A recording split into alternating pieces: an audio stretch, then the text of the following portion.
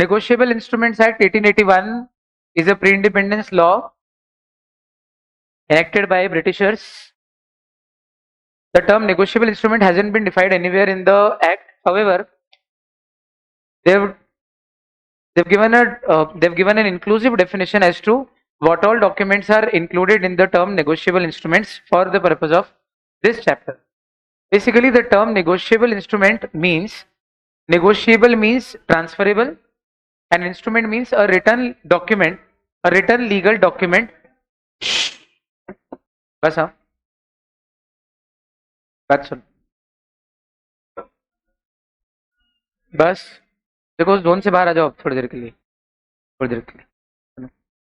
Negotiable instrument, negotiable यानी transferable, freely transferable, और instrument यानी लीगली रिटर्न डॉक्यूमेंट. बस ज्यादा हो जाएगा, बस हाँ बस. Means a document which is freely negotiable from one person to another by. Now see, you can negotiate a negotiable instrument in two ways, either by simple delivery, mere delivery, or by signing the name, signing your, putting a sign and naming the person to whom you want to deliver it. And not only this, but you have to deliver it to him also. उसको हम बोलते हैं endorsement plus delivery. Endorsement का Hindi meaning पृष्ठांकन. पृष्ठ भाग पे जो आप अंकन करते हो, कुछ ना कुछ लिखते हो, उसको बोलते हैं पृष्ठांकन. तो पीछे cheque, negotiable cheque, promissory note, bill of exchange के पीछे जिसको देना है उसका नाम लिख के नीचे आपने साइन कर दी. आप होल्डर थे, आपने किसी और के नाम पे साइन कर दी तो वो होल्डर हो गया. उसने किसी और के नाम पे साइन कर दी तो वो होल्डर हो गया. तो ऑर्डर इंस्ट्रूमेंट की जो नेगोशिएशन होता है वो इंडोर्समेंट प्लस डिलीवरी से होता है, और बेरर इंस्ट्रूमेंट का जो नेगोशिएशन है वो मेयर डिलीवरी से वो सिर्फ मेयर डिलीवरी से होता है. ये ना इतना बड़ा चटा लपेट लिया राज ने मेरे को. Good. The act does not define the term negotiable instrument. बस यार प्लीज जोन से बाहर जाओ. However section 13 of the act provides that 3 kind of negotiable instrument है जिनको इस एक्ट में कवर किया गया है. देखो, अगर शब्दों की चीरफाड़ पे जाओगे तो ऐसे तो बहुत सारे डॉक्यूमेंट्स हो सकते हैं जो नेगोशिएबल हो जाएंगे. सारे डॉक्यूमेंट ऑफ टाइटल जितने भी हैं सब नेगोशिएबल इंस्ट्रूमेंट्स है टेक्निकली. सारी बात समझ में. पर इस एक्ट में जिन नेगोशिएबल इंस्ट्रूमेंट्स की बात की वो 3 ही है, और ये एक्ट उन्हीं तीनों पे. तो मजे की बात क्या, नेगोशिएबल इंस्ट्रूमेंट्स जो हम पढ़ रहे हैं, this is nothing but bringing business to an ease, facilitating business activities in case you don't have money currently but you want to enter into a transaction by giving a promise to another person or giving an assurance to another person that money would be received by him at a future date, but let us facilitate this transaction in the present. इन भावनाओं के साथ जो document बना के आश्वासन दिया जाता है कि पैसा आ जाएगा, उसको बोलते हैं नेगोशिएबल इंस्ट्रूमेंट. बोलो आया समझ में. मेरे पास आज पैसा नहीं है और ये मोबाइल मुझे खरीदना है, ऐसे 100 मोबाइल, मैं रिटेलर हूँ, आप होलसेलर हो, मेरा भी बिजनेस चले आपका भी बिजनेस चले, मेरे पास तो कैश ही नहीं है. मैंने कहा आप दो तो सही, ये चेक ले लो मेरे नाम से, ये लिख दिया चेक. तो चेक कैश है या कैश मिल जाएगा इस बात का अश्योरेंस है. इस अश्योरेंस पे बिजनेस को तो फैसिलिटेशन मिल गया ना. मेरे को माल मिल गया, मैंने बेच दिया, कंज्यूमर की डिमांड पूरी हो गई, मिडिल मैन ने अपना प्रॉफिट कमा लिया, होलसेलर का माल बिक गया, पूरी इकोनॉमी इस पे आ जाती है. बोलो हाँ. हर समय हर व्यक्ति के पास कैश रेडी हो ऐसा जरूरी तो नहीं है. तो कौन मदद करता है बीच में, नेगोशिएबल इंस्ट्रूमेंट्स मदद करते हैं, चाहे फिर वो in the form of cheque हो, प्रॉमिसरी नोट हो या बिल ऑफ एक्सचेंज. ठीक है. It is to be noted that hundi, treasury bills, bearer debentures, railway receipts, delivery orders, bill of lighting, मैंने बोला था ना जितने भी डॉक्यूमेंट ऑफ टाइटल हैं, देखा जाए तो ये सभी कस्टम ऑफ यूसेज, बिजनेस के कस्टम या यूसेज, यूसेज मतलब चलन, चलते हैं ये, देखा जाए तो ये भी नेगोशिएबल इंस्ट्रूमेंट्स ही हैं. आया समझ में. लेकिन इस एक्ट में गवर्न नहीं है, ये अपने अपने एक्ट में गवर्न है. Bill of leading, railway receipt, ये सब सोगा में कवर हो जाते हैं, और ये गुड्स को बेचने खरीदने का राइट देते हैं. रेलवे रिसीट भी उसी में आ गया. इसके अलावा ट्रेजरी बिल, डिबेंचर, इन पे अपने अपने एक्ट लग जाते हैं. सेबी एक्ट, कंपनीज एक्ट, बोलो हाँ ऐसा. तो नेगोशिएबल इंस्ट्रूमेंट के बेसिक कैरेक्टरिस्टिक्स हैं, जल्दी जल्दी करना. बेसिक कैरेक्टरिस्टिक्स, पहला नाम से क्लियर है, डॉक्यूमेंट. नेगोशिएबल इंस्ट्रूमेंट, इंस्ट्रूमेंट यानी डॉक्यूमेंट इन राइटिंग, तो पहला कैरेक्टर की हमेशा राइटिंग में होते हैं. दूसरा साइन होना चाहिए, साइन नहीं हो तो वो इंस्ट्रूमेंट का है. लीगली रिटर्न तो लीगली एनफोर्सेबल तो तभी होगा ना जब साइन होगी. तीसरा, एक व्यक्ति से दूसरे व्यक्ति को फ्रीली ट्रांसफरेबल होना चाहिए. फ्रीली नहीं है, ट्रांसफरेबल ही नहीं है, तो फिर नेगोशिएबल कहाँ हुआ, है ना. तीसरा, उसमें जो होल्डर का टाइटल है वो फ्री फ्रॉम डिफेक्ट होना चाहिए। मतलब अगर मैं, मेरे पास ये जो आया है नेगोशिएबल इंस्ट्रूमेंट, ये मैंने अथर्व से, सॉरी, आदित्य से अपने नाम पे लिखवाया है। आदित्य से अपने नाम पे लिखवाया है कंपटी पे बंदूक लगा के, तो क्या ये वैलिड नेगोशिएबल इंस्ट्रूमेंट बनेगा? नहीं, क्यों? नहीं नहीं, ट्रांसफरेबल तो ठीक है, फ्री कंसेंट से नहीं बनाए ना ये भी तो एक प्रकार की कॉन्ट्रैक्ट ही है। पैसा दूंगा और आप सामने वाली पार्टी, ठीक। और कंसिडरेशन क्या है? आपने मुझे कुछ माल बेचा था, वो कंसिडरेशन है, बदले में मैं पैसे दूंगा, ये हो गया। दोनों तरफ से गिव एंड टेक, तो कंसिडरेशन तो है ही है इसमें भी। It can be transferred by any number of, sorry, any number of times till it's satisfaction means payment. जब तक पेमेंट नहीं होता है तब तक आप उसको कितनी भी बार ट्रांसफर, कोई लिमिट नहीं है। पीछे की जगह भर जाए तो अलोंग, ALLONG, आप slip of paper, simple plain, बहुत बढ़िया, स्लिप ऑफ पेपर लगाओ और उसको आप कंटिन्यू कर सकते हो। हर नेगोशिएबल इंस्ट्रूमेंट का जो प्रॉमिस या ऑर्डर है वो मनी पे करने का ही होना चाहिए, और वो कैसा होना चाहिए? अनकंडीशनल ऑर्डर या अनकंडीशनल प्रॉमिस। मैं प्रॉमिस करता हूं कि कल अगर बारिश होगी तो आपको 3 लाख रुपए दूंगा, ये वैलिड, ये नॉर्मल कंटिंजेंट कॉन्ट्रैक्ट तो हो सकता है, पर ये प्रॉमिसरी नोट नहीं हो सकता। नॉर्मल कंटिंजेंट कॉन्ट्रैक्ट तो हो सकता है, पर ये प्रॉमिसरी नोट नहीं हो सकता, क्योंकि प्रॉमिसरी नोट का जो प्रॉमिस होता है वो कैसा होना चाहिए? अनकंडीशनल। या बिल ऑफ एक्सचेंज में जो ऑर्डर होता है फ्रॉम क्रेडिटर टू डेटर, वो ऑर्डर कैसा होना चाहिए? अनकंडीशनल। तो the negotiable instrument that contains an order और promise must contain an unconditional और ऑर्डर, प्रॉमिस और ऑर्डर एज द केस में भी। और वो प्रॉमिस मनी पे करने का ही होना चाहिए। मनी या मनीज वर्थ भी नहीं चलेगा, मनी ही पे करने का होना चाहिए। अगर और कुछ दे रहे हो तो फिर वो इस एक्ट में गवर्न नहीं होगा, वो नॉर्मल कॉन्ट्रैक्ट बन जाएगा, बिल ऑफ गुड्स में जाएगा या और किसी में जाएगा। इस एक्ट में जो नेगोशिएबल इंस्ट्रूमेंट है उसमें बात सिर्फ पैसों की ही की जाएगी, और बाकी चीजें कैसी होनी चाहिए? सर्टन, पेयर, पेई, ड्रॉर, ड्रॉई, अमाउंट, ये सब कैसा होना चाहिए? सर्टन। और इतना ही नहीं, डिलीवरी जरूरी है। ड्रॉ करके जेब में रख लिया हो तो उसको नेगोशिएबल इंस्ट्रूमेंट नहीं बोलते, और मेरी जेब से किसी को मिल गया हो तो भी वो नेगोशिएबल इंस्ट्रूमेंट नहीं। पूछो क्यों? डिलीवरी नहीं हुई ना। डिलीवरी की क्या परिभाषा? Voluntary transfer of goods from one person to another. तो यहाँ पे भी voluntary transfer of instrument from one person to another होना चाहिए। मेरी तो इच्छा ही नहीं थी देने की, और आपने मेरी जेब से निकाल लिया, उसको थोड़ी बोलेंगे। मान लो मैंने लिखा पुरुषार्थ जैन के नाम पे चेक, चेक साइन करने के बाद एकदम से मन बदल गया, तो मैंने चेक मोड़ के जेब में रख लिया। मैंने कहा यार रहने दो, मत दो 2 लाख रुपए। ठीक, मन बदल गया एकदम से, सुनो सी। पर वो शर्ट जो है मैंने शाम को आके चेंज कर दिया, टांग दिया, दूसरा कपड़े पहन के घूमने निकल गया। अब संयोग से पुरुषार्थ को वो चेक मिल गया, मान लो वो शर्ट, मेरे घर आया मिलने, शर्ट टंगा, देखा उसने ऐसे टाइम पास के लिए चेक निकाली और बोले मेरे नाम पे 2 लाख का चेक लिख रखा है। जाके अगले दिन बैंक में लगा दिया। तो मैंने मना कर दिया बैंक को फोन लगा के, बैंक का फोन आया कि 2 लाख का चेक आपने ड्रॉ किया। मैंने कहा हाँ, पर देना मत पेमेंट। तो पुरुषार्थ मेरे पे केस कर रहा है कि आपने मेरे को नेगोशिएबल इंस्ट्रूमेंट का बाउंस हो गया या डिसऑनर हो गया। मैंने कहा कोई केस नहीं बनता है। बोले क्यों? क्योंकि ये नेगोशिएबल इंस्ट्रूमेंट ही नहीं है। क्यों? क्योंकि मैंने साइन वाइन ड्रॉ करके रखा, डिलीवर नहीं किया, और जब तक डिलीवर न हो तब तक वो नेगोशिएबल इंस्ट्रूमेंट परिपूर्ण बना ही नहीं है, इसलिए इस पे कोई एक्शन ले ही नहीं सकते। इससे अच्छा एग्जाम्पल हो सकता है समझने का। बोला आगे बात समझ में? मत पूछना सर प्रूव कैसे होगा। रिज्यूम में प्रूव हो गया तो वो जीतेगा, नहीं हुआ तो मैं जीतूंगा। तो उसने प्रूव कर दिया कि मैंने दिया है तो वो जीतेगा, नहीं किया तो मैं जीतूंगा। आगे, क्या यही सब कैरेक्टरिस्टिक्स अपन ने ऊपर पढ़े अभी? बोला हाँ। आज स्नेक मीटर बंद है कि चालू है? आज बंद है, चालू है स्नेक मीटर? हाँ हाँ। Promissory note, bill of exchange और चेक, तीनों पे एक साथ बात कर लूं। कुछ कैरेक्टरिस्टिक्स कॉमन है, जो प्रोमिसरी नोट के कॉमन कैरेक्टरिस्टिक्स हैं। भाई मैंने इंसानों के कैरेक्टरिस्टिक्स बता दिए, ठीक। तो वो मेल फीमेल में जो कॉमन है वो अपने लग जाएंगे, पर जितना अलग है उतना बाद में अलग अलग बता देंगे बायोलॉजी क्लास में। बोलो हाँ। बाकी 2 हाथ 2 पैर जो बेसिक एलिमेंट्स है बॉडी के, वो तो सबके ही सेम है ना यार। Input output, intestine, heart, kidney, ये तो सबके साथ एक जैसे ही काम कर रहे हैं, इसमें तो confusion नहीं। बोलो हाँ। तो जो कॉमन कैरेक्टरिस्टिक्स हैं नेगोशिएबल इंस्ट्रूमेंट्स के, वो तो सब में लग जाएंगे, एक प्रॉमिसरी नोट और बिल ऑफ एक्सचेंज में। अब बचेंगे इनके यूनिक इंडिविजुअल कैरेक्टरिस्टिक्स, जिनके कारण हम इनको डिफरेंशिएट कर पाते हैं। उन पे बात कर लेते हैं। तो promissory note is a negotiable instrument containing an unconditional promise from the maker to the payee। अच्छा, पेई कॉमन वर्ड है, चेक में भी पेई है, प्रॉमिसरी नोट में भी पेई है, बिल ऑफ एक्सचेंज में पे। भाई जिसको पेमेंट मिलने वाला हो वो कौन? पेई। मगर देख रही है, खो गई है। Good good. तो जिसको पेमेंट मिलने वाला हो वो पेई, और जो पेमेंट करने वाला हो वो कौन? पेयर।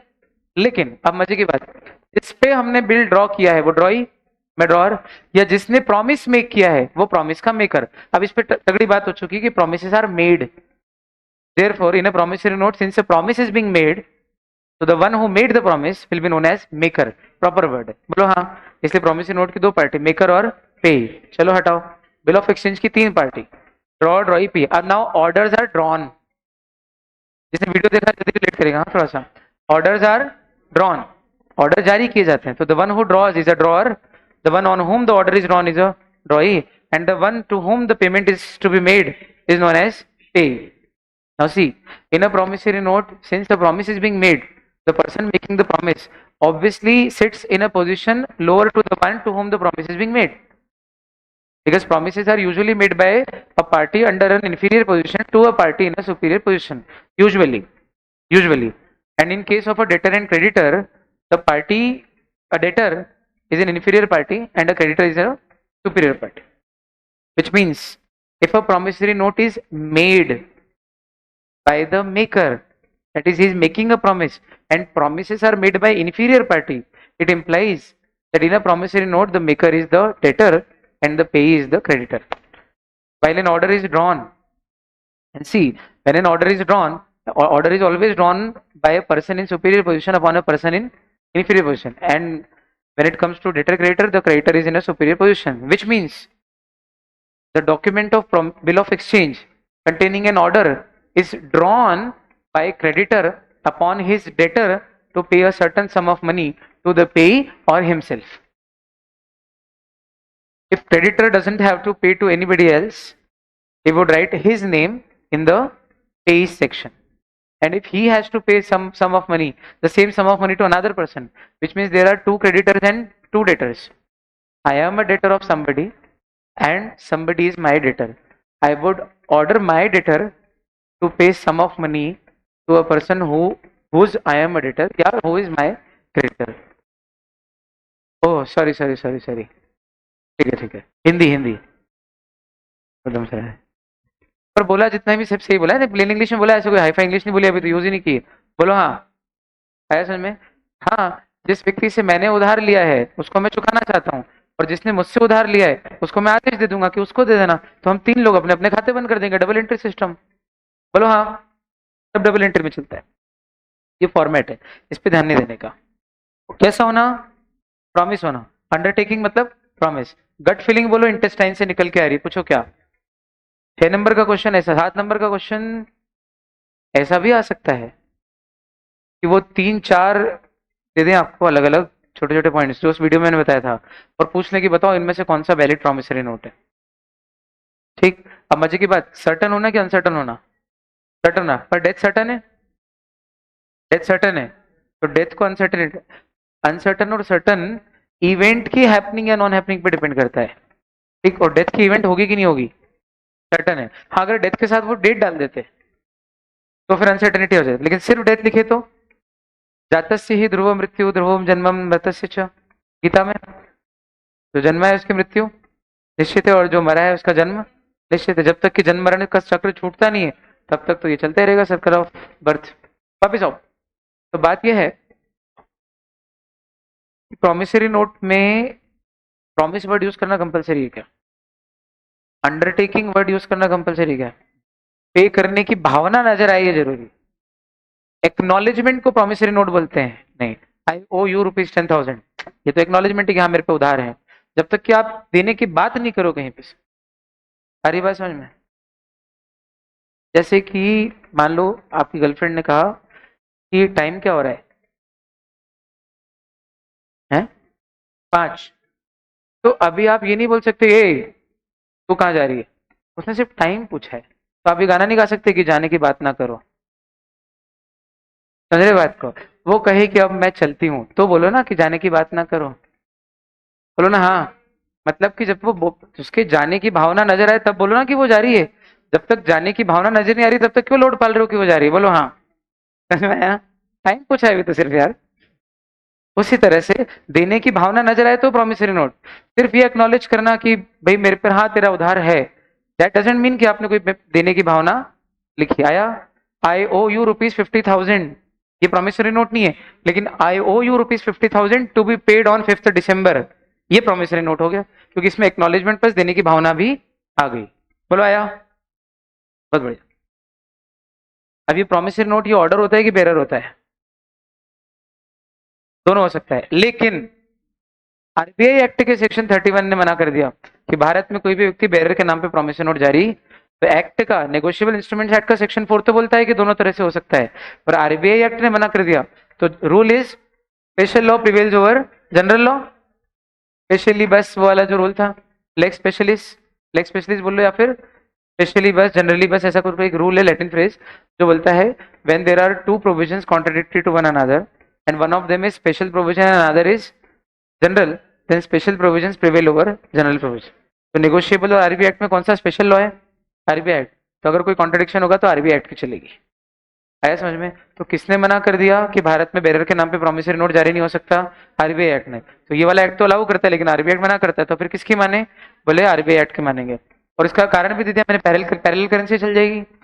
ऐसे तो हर पैसे वाला अपने प्रॉमिसरी नोट मार्केट में इतने सर्कुलेट कर देगा, इतने सारे, और तो लोग बैंक नोट छोड़ के उसके प्रॉमिसरी नोट के बेसिस पे खरीदी बिक्री कर देंगे, मीडियम ऑफ एक्सचेंज बन जाएगा वो तो। अच्छा, क्योंकि साइन वाइन भी तो नहीं करना है, दे देने मात्र उसे, just like a bank note, और वो भी तो प्रॉमिसरी नोट है। I promise to pay the bearer of sum of ₹100, बोलो हाँ 500, तो वो भी promissory note payable to bearer, ये भी promissory note payable to bearer, तो पक्का ही करेंसी बन जाएगी।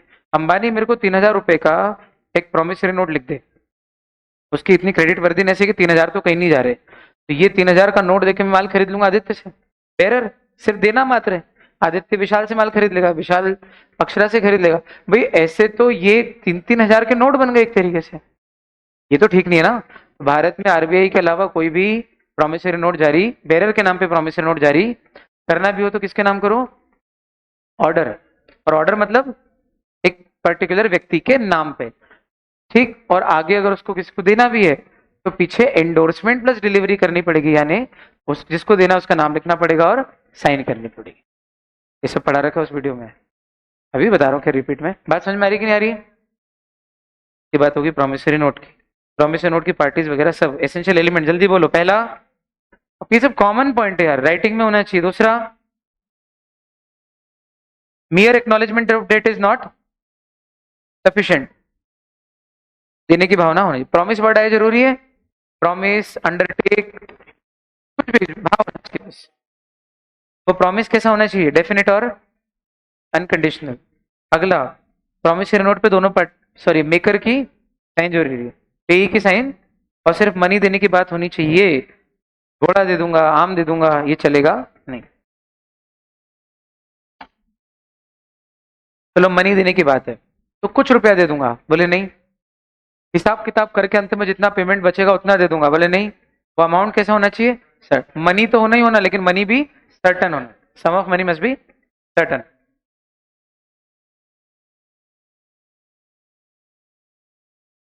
लेकिन एकदम सर्टन हो ये भी जरूरी नहीं है, capable of being made certain हुई तो भी चलेगा। पूछो कैसे? I promise to pay you ₹10,000 plus interest at the rate of 12% per annum 5 months henceforth, या 1 year henceforth। अब क्या होगा? तो 10,000 रुपए दूंगा 12% पर एनम से, तो एक साल बाद अमाउंट कितना हो जाएगा? 1,200। तो अभी सर्टन नहीं है, मैंने शब्दों में एक 11,200 नहीं लिखा है, पर वो 10,000 प्लस 1,200 का इंटरेस्ट जोड़ के 1,100, कितना, 11,200 हो ही जाएगा ना। तो अभी सर्टन शब्दों में नहीं लिखा है, थोड़ी सी डिप्लोमेटिक लैंग्वेज में कि प्रिंसिपल प्लस इंटरेस्ट जो आएगा वो दे दूंगा, पर इंटरेस्ट का रेट अगर सर्टन है उससे capable of being made certain, final amount तो सर्टन हो जाएगा ना उसमें अंत में बाद में। बोलो हाँ। तो ये वाले में कोई प्रॉब्लम नहीं है, ये वैलिड प्रॉमिसरी नोट। बोलो आया? सिंसियरली सुन रहे हो सब लोग? बोलो हाँ। आप लोगों के लिए स्पेशल रखा है बेटा ये, मेरे हाथ में था कि खींच देता, एजेंसी आज कंप्लीट कराता, उखाड़ क्या लेते। बोलो हाँ। तो जान लगानी थी इसलिए। आ रही बात समझ में? कमिटमेंट तो पहले ही कर चुका था कि नहीं पढ़ाऊंगा, कर तो कुछ भी नहीं सकते थे ना, पर सही जगह बैठे। अगला, पार्टीज कैसी होनी चाहिए?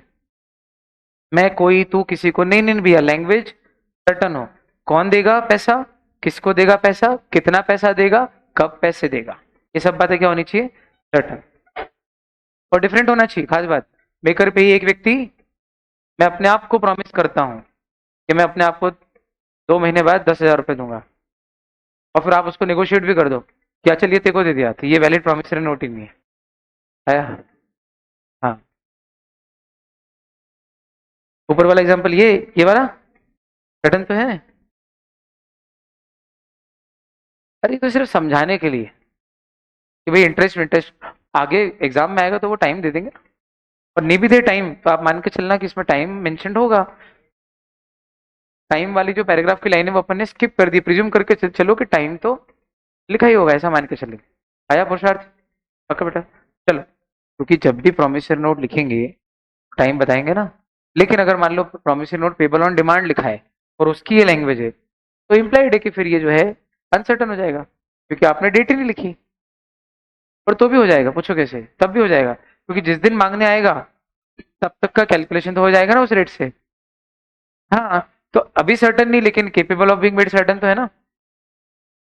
हिसाब किताब में क्या है कि हमने शुरू में ही लैंग्वेज एम्बिगुअस लिख दी, इसमें कम से कम जितना लिखा है वो तो एम्बिगुअस नहीं है। मैंने कहा अपना जो भी हिसाब किताब होगा वो अपन देख लेंगे, और जो भी फाइनल अमाउंट आएगा वो मैं तेरे को दे दूंगा। तो यहाँ लैंग्वेज ही अनसर्टन होगी। इस वाले में हाँ, इसमें लैंग्वेज में कहीं कुछ अनसर्टेनिटी नहीं है ना। इसको अनसर्टन कैसे कर देते? 12% per annum and time will see how much time, तो फिर ये भी गड़बड़ हो जाता है। सब कुछ मत लिखो, पर जितना लिखो उतना सर्टन होना चाहिए, एक रूल हर जगह। बिल्स ऑफ एक्सचेंज प्लूरल है, सिंगुलर क्या है? Bill of exchange. Bill of exchange singular बोलना। आदत क्या है बच्चों की मालूम है? एक बिल ऑफ एक्सचेंज को भी बिल्स ऑफ एक्सचेंज ही बोलते हैं। राम ने शाम पे बिल्स ऑफ एक्सचेंज ड्रॉ किया, गलत, बिल ऑफ एक्सचेंज ड्रॉ किया। आदत है, हाँ सही बोल रहा हूँ। बिल्स ऑफ एक्सचेंज ड्रॉ किया, बिल्स ऑफ एक्सचेंज नहीं ड्रॉ किया, बिल ऑफ। दो हो तो बोलो ना बिल्स ऑफ एक्सचेंज, ज्यादा हो तो बोलो बिल्स ऑफ एक्सचेंज, सिंगुलर हो तो बिल ऑफ एक्सचेंज। क्या भाई, कौन किस पर ड्रॉ करता है? क्रेडिटर डेटर पे, कि पे कर देना किसको? पेई को, जो कि अलग व्यक्ति भी हो सकता है, या मुझे ही, ड्रॉअर को ही।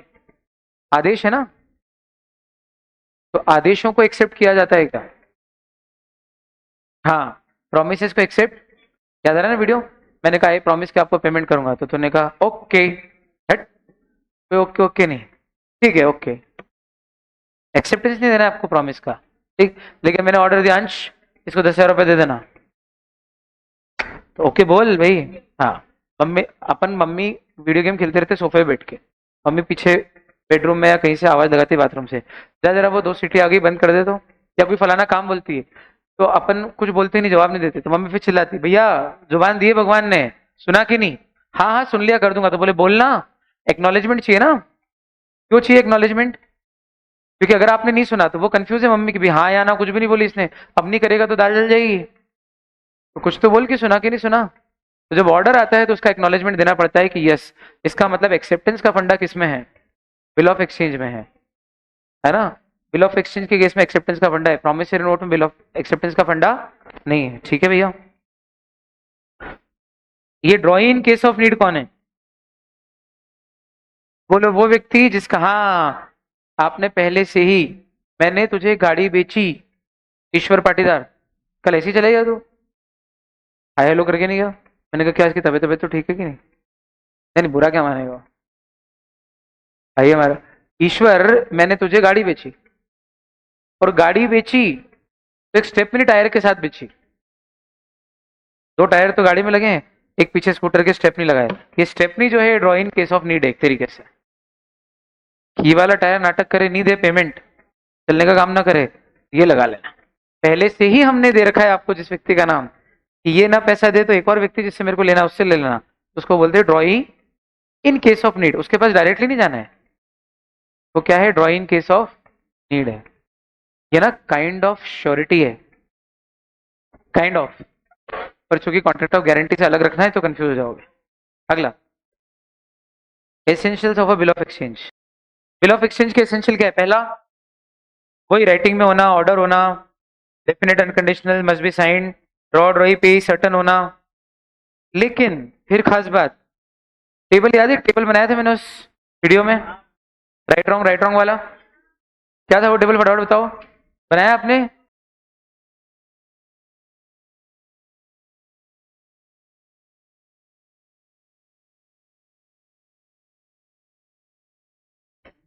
हेलो, ये क्या चीज है सर, ये बताओ फटाफट से। Order time, order demand, bearer time, permutation combination. अब सुनो, ऑर्डर इंस्ट्रूमेंट उनको बोलते हैं जिनका पेमेंट उसी व्यक्ति को मिलेगा जिसका नाम लिखा है, और अगर किसी और को देना है तो फिर उसका नाम लिख के साइन करना पड़ेगी, इंडोर्समेंट प्लस डिलीवरी करना पड़ेगा। और बेरर इंस्ट्रूमेंट उसको बोलते हैं जिसका पेमेंट जिसके हाथ में जो बेयर कर रहा है, the one who is bearing the instrument, उसको पेमेंट हो जाएगा, उसको बोलते हैं बेरर इंस्ट्रूमेंट। अच्छा, टाइम किसको बोलते हैं? तो बोले टाइम इंस्ट्रूमेंट उसको बोलते हैं जिसका पेमेंट एक पर्टिकुलर टाइम के बाद ही होगा, उसके पहले नहीं होगा, मैच्योरिटी डेट पे। और डिमांड इंस्ट्रूमेंट जिसका पेमेंट जब मांग लोगे तब हो जाएगा। Thank you. तो अब इनके परम्यूटेशन कॉम्बिनेशन बनाओ। बेरर मतलब जो आ जाएगा हाथ में लेके उसको पेमेंट करेंगे, और डिमांड मतलब जब मांग लेगा तब पेमेंट करेंगे। ऑर्डर मतलब एक निश्चित व्यक्ति को ही पेमेंट होगा, और टाइम मतलब एक पर्टिकुलर टाइम के बाद ही होगा। अब मुझे बताओ, इन चारों में सबसे ज्यादा रिस्की कौन सा है? बोले बेरर डिमांड। एक तो कोई भी आ जाएगा, जो हाथ में लेके आ जाएगा उसको पेमेंट करना पड़ेगा, और कब आएगा ये भी नहीं मालूम है, जब आ जाएगा तब करना पड़ेगा।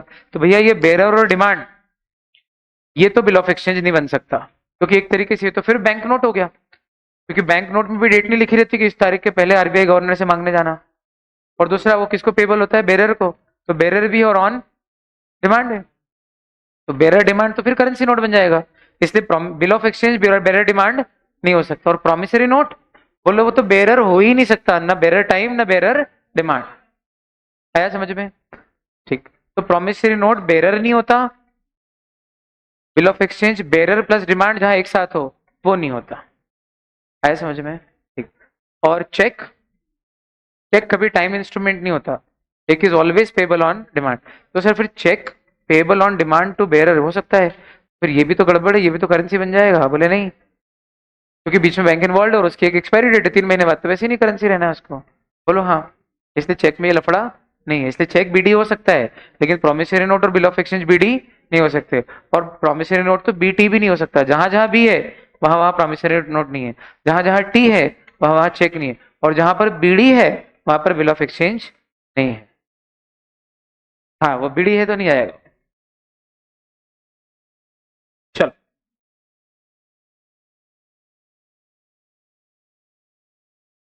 चेक क्या है?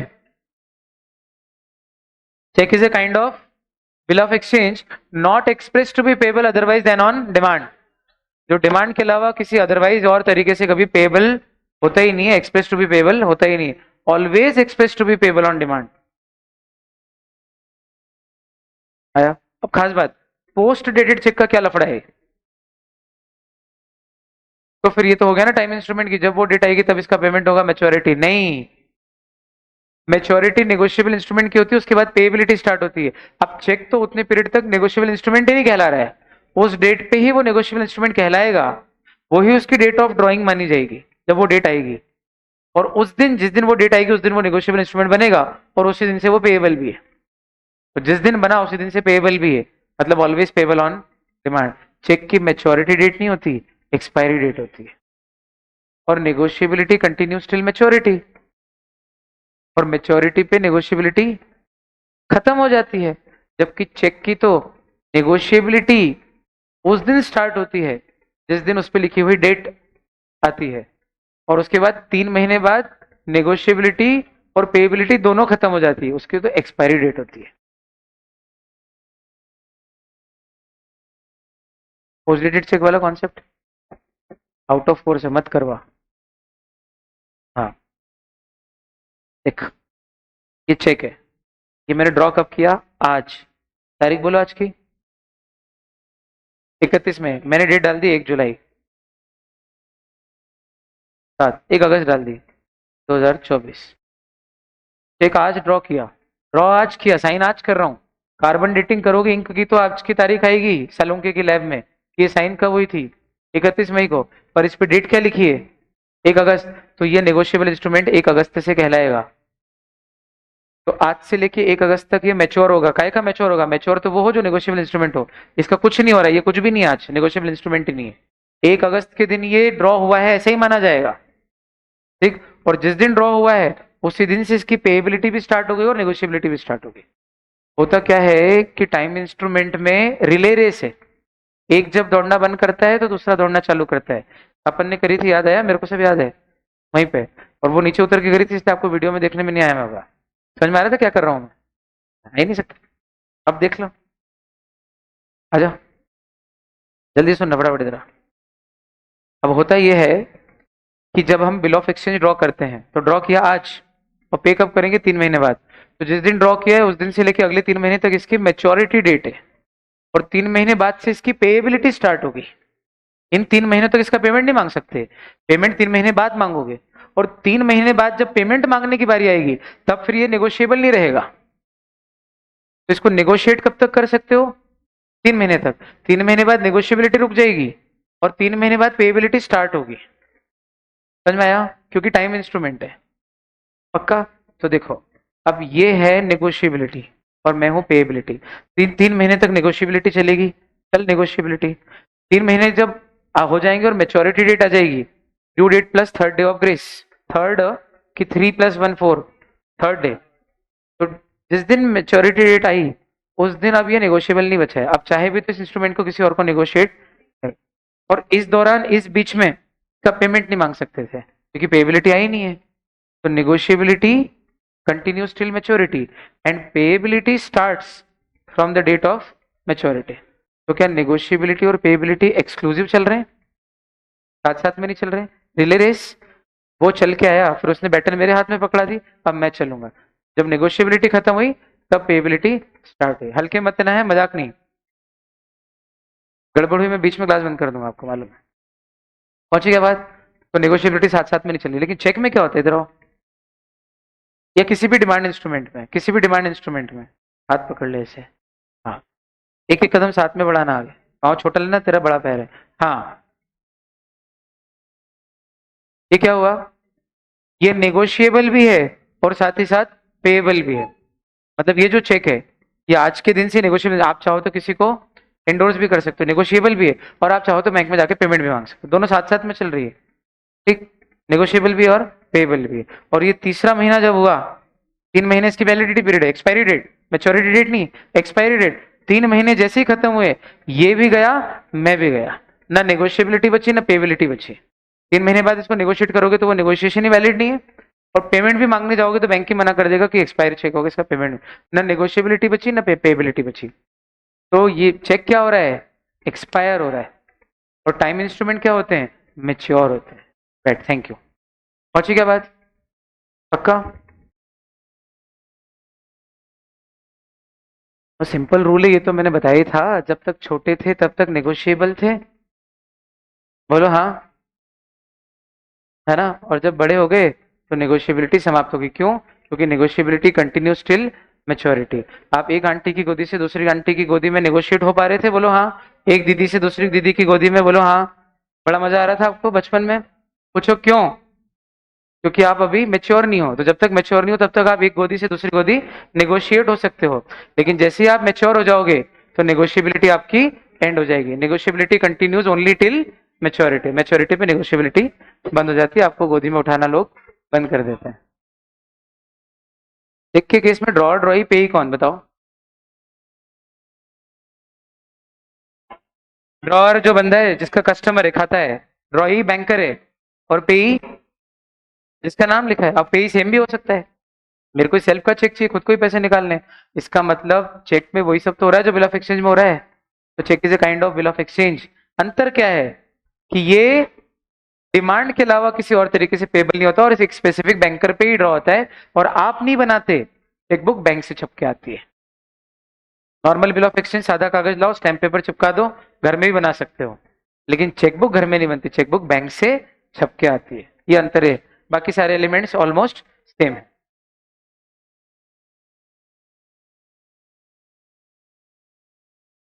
बैंक पे ही हो सकता है ना, जनरली नहीं होता। किसमें? अरे मेरे को मेरी बैंक को पेमेंट करना है, उसी खाते में पैसा पड़ा है, सोच के देखो।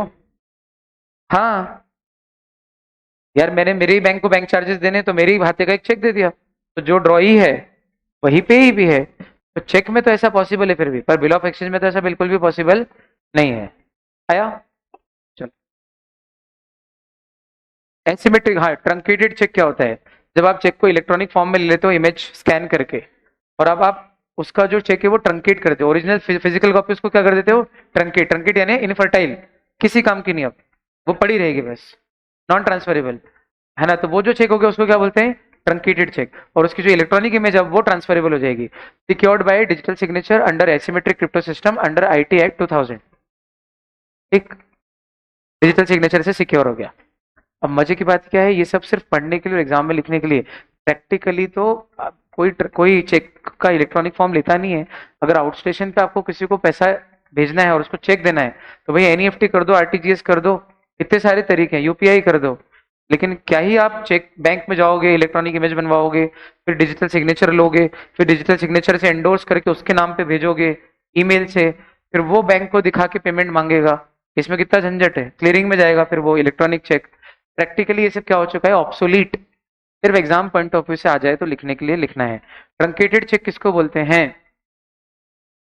वो चेक जिसकी इलेक्ट्रॉनिक इमेज बन गई है, उसकी जो ओरिजिनल हार्ड कॉपी है वो इलेक्ट्रॉनिक इमेज बनने के बाद जब नेगोशिएशन साइकिल से बाहर हो जाती है और किसी काम की नहीं रहती और बैंक रख लेता है अपने पास, उसको बोलते हैं ट्रंकेटेड चेक। और वो जो चेक है उसको बोलते हैं चेक इन इलेक्ट्रॉनिक फॉर्म। कौन सी वाली सिग्नेचर से सिक्योर है, digital signature under IT act. कौन सा system, asymmetric crypto system. Asymmetric मतलब मैच नहीं करेगी, और क्रिप्टो यानी गुप्त, आपके अलावा किसी को पता भी नहीं कि उसका पासवर्ड है। क्रिप्टो का अर्थ ही होता है रहस्यमय या गुप्त, जो किसी को नहीं पता।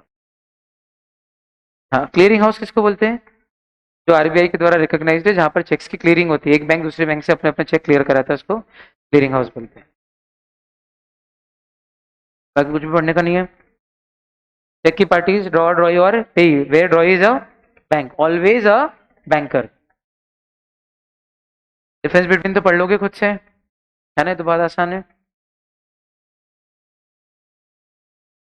चेक के भी एसेंशियल कैरेक्टरिस्टिक्स हो गए। अब नेगोशिएबल इंस्ट्रूमेंट्स के classification, classification of negotiable. Order bearer, time demand, inland foreign. क्या भाई कोई ये ग्रुप है क्या, एक ग्रुपिंग है ये, गोरा काला, स्मार्ट मूर्ख, हाइटेड स्मॉल, डाउट। तो क्या ये साथ में चलते हैं, साथ में चलते हैं। आप समझो, कलर के पॉइंट ऑफ व्यू से देखेंगे तो, हाइट के पॉइंट ऑफ व्यू से देखेंगे तो, बुद्धिमत्ता के पॉइंट ऑफ व्यू से देखेंगे तो ये ग्रुप में चलेंगे ना, ऐसा में। तो फिर प्रश्न ये है कि भाई पर्टिकुलर पर्सन को पे होगा या जो मांगेगा उसको पे होगा। इस ग्रुप के हिसाब से देखा जाए तो दो क्लासिफिकेशन बनते हैं। ऑर्डर बेरर, जब मांगो तब पेमेंट होगा, एक पर्टिकुलर टाइम के बाद होगा। इस पॉइंट ऑफ व्यू से दो क्लासिफिकेशन बनते हैं, टाइम डिमांड, और इंडिया का है कि फॉरेन का है, इस पॉइंट ऑफ व्यू से दो क्लासिफिकेशन बनते हैं, इनलैंड फॉरेन। तो टोटल तो हो गए 6, पर इनको हमने 3 कैटेगरी में कैटेगराइज करके दो दो के ग्रुप बना दिए। अब समझ में आया क्या बोला, समझ में आया क्यों दो साथ में चल रहे हैं, order bearer, time demand, inland foreign. Done. Order bearer पहले से बता रखा है, जिसका पेमेंट एक निश्चित व्यक्ति को हो वो ऑर्डर, और जो ले आएगा उसको हो जाएगा वो बेरर। तो अब एक चीज और, बेरर का नेगोशिएशन मियर डिलीवरी से हो जाता है, और ऑर्डर इंस्ट्रूमेंट का नेगोशिएशन इंडोर्समेंट प्लस डिलीवरी से। एक खास बात, सॉरी खास बात, बिल ऑफ एक्सचेंज में एक ऑर्डर होता है वो ऑर्डर, और ऑर्डर बेरर वाला जो ऑर्डर, इन दोनों में अंतर है। बिल ऑफ एक्सचेंज की भाषा में एक आदेश होता है, वो ऑर्डर वो वाला आदेश है, और एक पर्टिकुलर व्यक्ति को पेमेंट होगा या जो आएगा उसको हो जाएगा वो वाला ऑर्डर बेरर अलग है। तो can there be a bill of exchange which is an order instrument payable to order, can there be a bill of exchange which is an order instrument payable to bearer. बोलो हाँ, समझ में आया क्या बोल रहा हूँ। वो वाला ऑर्डर बेरर का ऑर्डर अलग है, और ये वाले ऑर्डर और प्रॉमिस वाला ऑर्डर अलग है। टाइम और डिमांड में क्या अंतर है, अभी पढ़ा। इसका पेमेंट एक निश्चित टाइम के बाद होगा, मैच्योरिटी डेट है। तो प्रश्न ये है कि ये टाइम डिमांड तो समझ में आया, ये इनलैंड फॉरेन का क्या चक्कर है यार। तो इनलैंड, हमारी लैंड जो भारत की भूमि उसके अंदर ही हो रहा हो तो इनलैंड, और बाहर हो रहा हो तो फॉरेन। तो देखो भाई, ये थोड़ा सा समझने जैसा, एक बार फटाफट से देख लो। फॉरेन किसको बोलते हैं,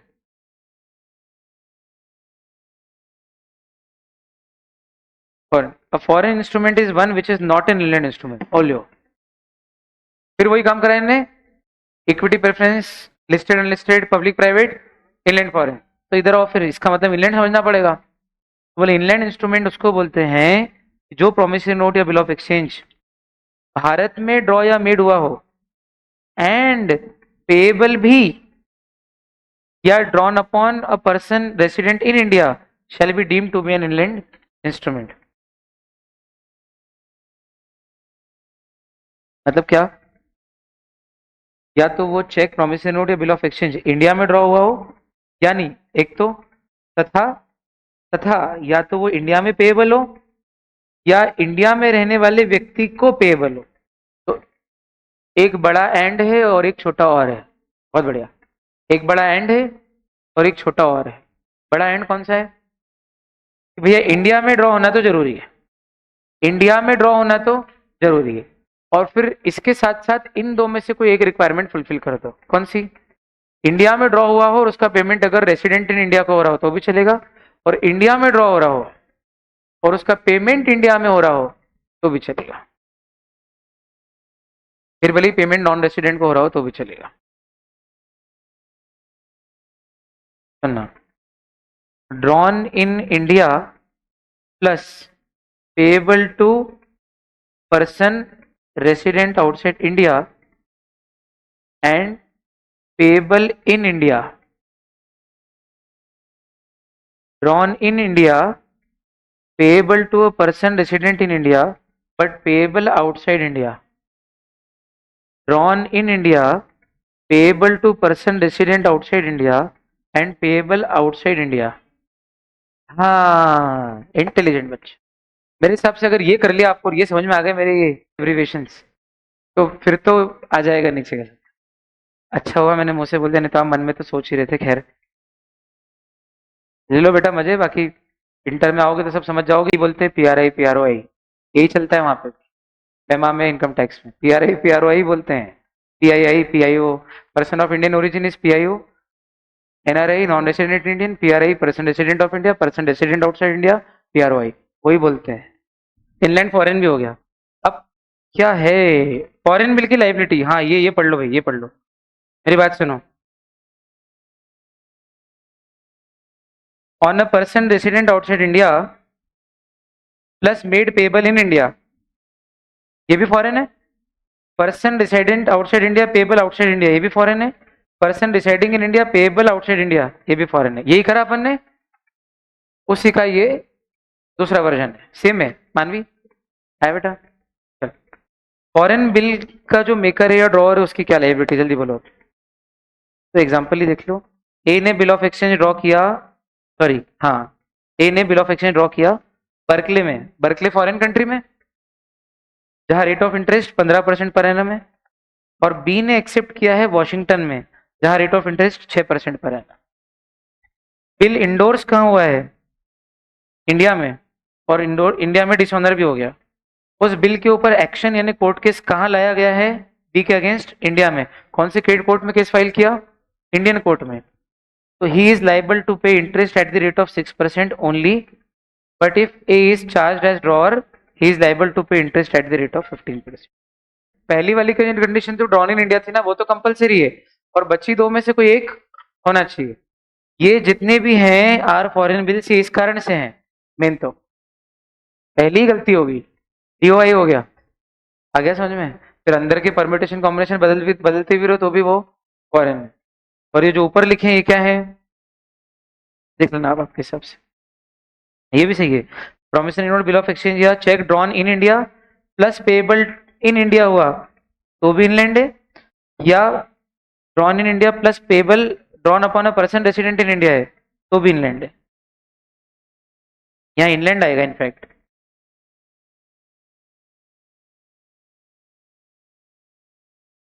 चलो, अब रूल क्या है? रूल ये है कि अगर कोई कॉन्ट्रैक्ट टू कॉन्ट्ररी ना हो तो मेकर या ड्रॉअर की जो लाइबिलिटी होती है वो रेगुलेट करती है law of the place where he makes the instrument, and the respective liabilities of the acceptor and endorser by the law of the place where the instrument is made payable। थोड़ा सा रटना पड़ेगा आपको। दो लोग होते हैं, एक मेकर या ड्रॉअर और दूसरा एंडोर्सर एंड एक्सेप्टर्स। एंडोर्सर ले लो, अब जब मैंने ये बिल ड्रॉ किया तो मैं ड्रॉअर, तेरे नाम पे ड्रॉ किया, तूने आदित्य को एंडोर्स किया, तो तू क्या हुआ? लाइबल। हाँ, वापस सुनना। मैंने एक बिल ड्रॉ किया, क्या हो गया? क्या करी थी? गोद दी पूरी, खोद दी, चितर, हाँ चितर दी, चितर दी, चलेगा। मेरी बात सुनो, मुझे पैसे किसको देना है, जल्दी बोलो, टाइम नहीं है। इसको देना है, मैंने इसके नाम पे एक बिल ड्रॉ किया, समझो, एक्सेप्ट करके साइन करके दिया, ठीक। अब ये किसको एंडोर्स कर रहा है? इसको। तो इन दोनों में तो ये लाइबल है ना, हम दोनों में मैं लाइबल हूँ। तो मजे की बात, जो ड्रॉअर है ओरिजिनल, हरी, हाँ, हरी, हरी बोल, हरी बोला। तो जो ड्रॉअर या मेकर है उसकी लाइबिलिटी जिस देश में ड्रॉ किया है उसने, वहां के लॉ के हिसाब से चलेगी। और इंडोर्सर और एक्सेप्टर्स की जो लाइबिलिटी है, वो जहां वो बिल पेएबल था, जहां वो इंस्ट्रूमेंट पेएबल था, उस जगह के लॉ से लगेगा। इंडिया फालतू में है, इंडिया फालतू में पिक्चर में, पूछो क्यों? बर्कले इंग्लैंड है और वॉशिंगटन यूएस है, समझ में आ रही? अब ड्रॉअर की लाइबिलिटी जिसने बिल पहली बार ड्रॉ किया है, वो कहां से रेगुलेट होगी? जहां ड्रॉ किया है। ड्रॉ कहां किया है? इंग्लैंड में। तो मेरे पे रेट ऑफ इंटरेस्ट कहां का लगेगा? जहां ड्रॉ किया है वहां का 15%। 15 ही था ना? 15। और इसने, मैंने इसको दिया, इसने इंडोर्स किया इंडिया में, to a person resident in India, ठीक। तो अब ये जब सू करेगा इंडोर्सर को कि मेरे को तो तेरे से लेना है, तो इस पे रेट ऑफ इंटरेस्ट कितना पड़ेगा? According to the law of the place where it was made payable. इस पे, मेरे पे जहां ड्रॉ किया वहां का, बाकी सब पे जहां पेएबल है वहां का। तो पेएबल कहां पे था ये? वॉशिंगटन में। वहां का रेट ऑफ इंटरेस्ट 6%। तो मेरे बाद, ओरिजिनल ड्रॉअर के बाद बाकी जितनी पार्टीज है, उन पे उस जगह का लॉ लगेगा जिस जगह वो मेड पेएबल था, जहां पे पेमेंट होने वाला था। पेमेंट जिस जगह होने वाला था वहां का लॉ लगेगा। तो पेमेंट कहां होने वाला था, पढ़ो।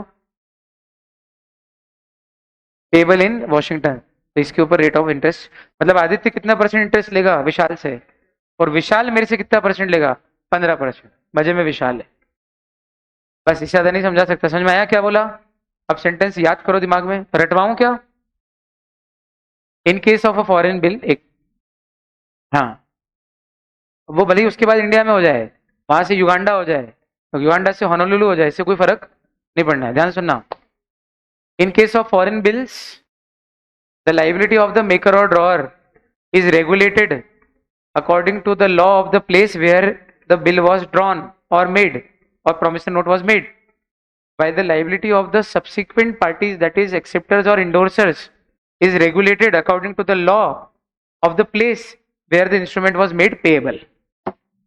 रटने की आवश्यकता नहीं है, वैसे सही जगह बैठे हो आप भारत में, भारत में। पर फिर भी एक बार आया क्या? पक्का? God bless. ऐसी स्माइल, बहुत प्यारी स्माइल है इसकी, और अभी ज्यादा बोलो तो चढ़ जाएगा पर हाँ, इंचोएट और एम्बिजुअस इंस्ट्रूमेंट, ये चाहिए। इनकोएट और एम्बिगुअस। मेरी बात सुनो, करण जौहर याद है? एम्बिग्विटी, किसको रणवीर सिंह ट्रीट करे कि दीपिका पादुकोण ट्रीट करे? बोलो हाँ। करण जौहर, नाम तो करण है लेकिन आखिरी में हर है,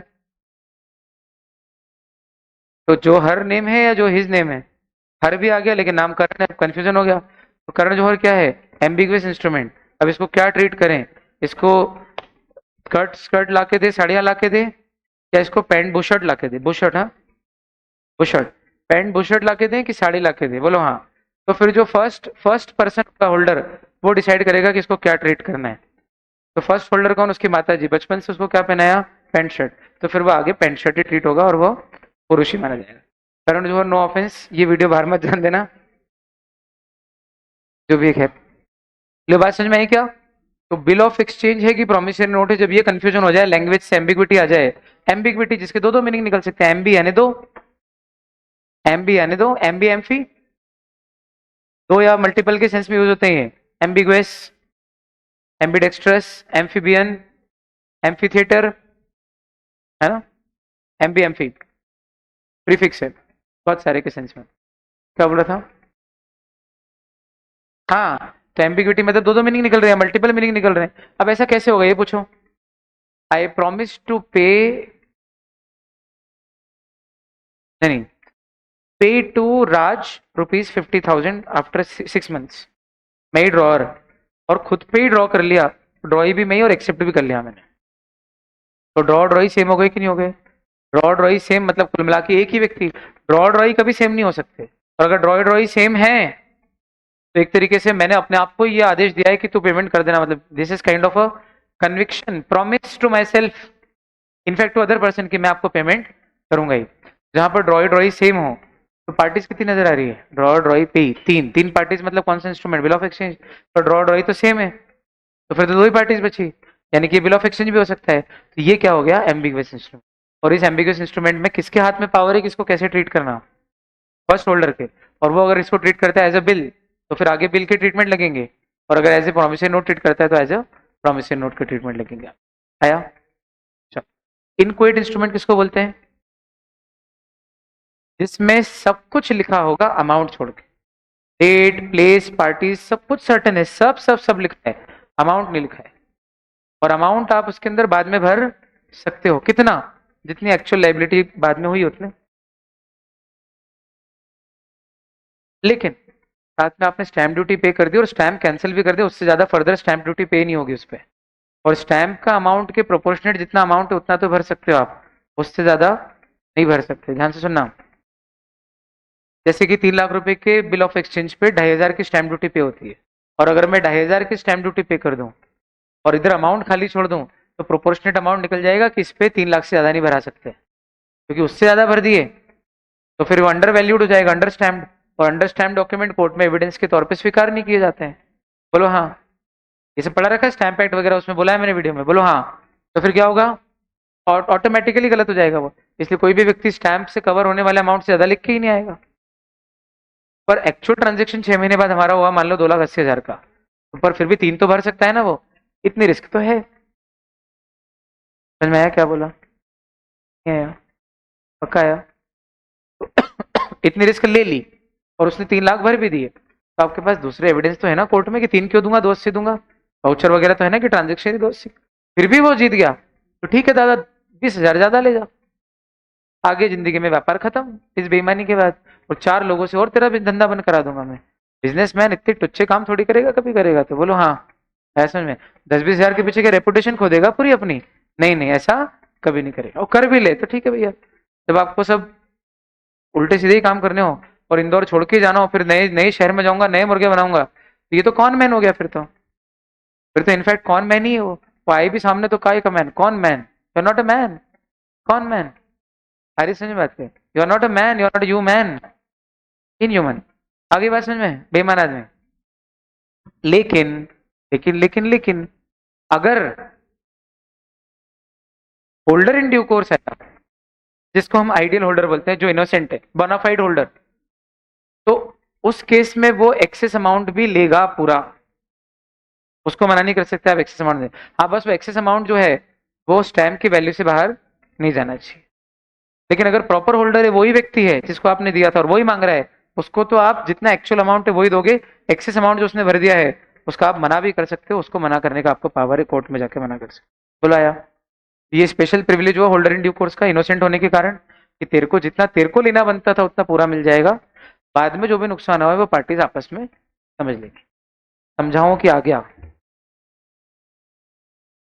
हाँ, मतलब क्योंकि वहां तो सरकार का रेवेन्यू लॉस हो रहा है ना, होल्डर इन ड्यू कोर्स को भी सरकार के माथे पे थोड़ी बिठाएंगे यार, सब पार्टीज में तेरे को प्रिविलेज दे सकते हैं, पर तेरे को सरकार अपने कंधे पे बिठा के कान में थोड़ी, समझ रहे हो?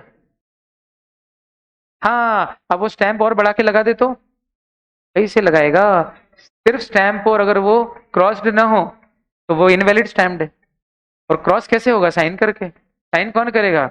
जिसको पेमेंट करना है वो करेगा, क्रॉसिंग वो करेगा, इसे स्टैम्प बढ़ाओगे कैसे आप? पॉसिबल नहीं। इनक्विटर एम्बिगस तो सर एक काम करो ना, ये सब तो बहुत कठिन कठिन लिखा हुआ है, अगर आप 5-5 पॉइंट इन दोनों के बारे में लिखवा दो तो थोड़ा सा मजा आ जावे, क्या बोलते हो?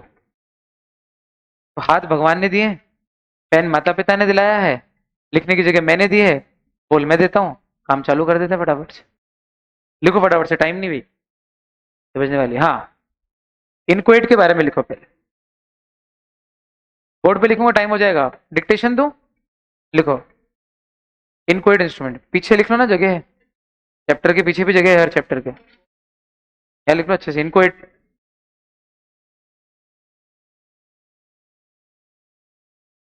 such instruments are complete in all respects except such instruments are complete in all respect except the amount therein. Such instruments are complete in all respects except the amount therein. Except the amount therein. Amount अंदर लिखा नहीं रहता, amount छोड़ के. These are stamped. Second, these are stamped and the amount. These are stamped and the amount that can be subsequently filled in. That can be subsequently filled in cannot exceed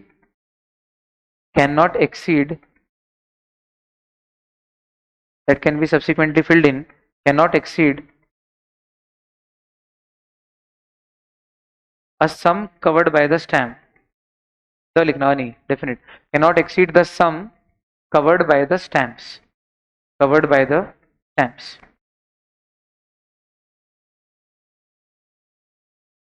Third,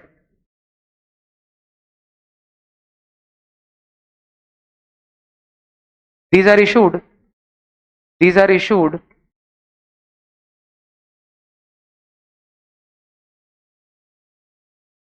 to settle accounts for transactions that have taken place between two parties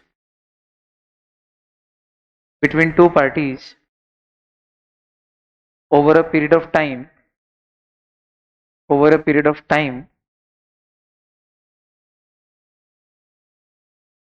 comma, because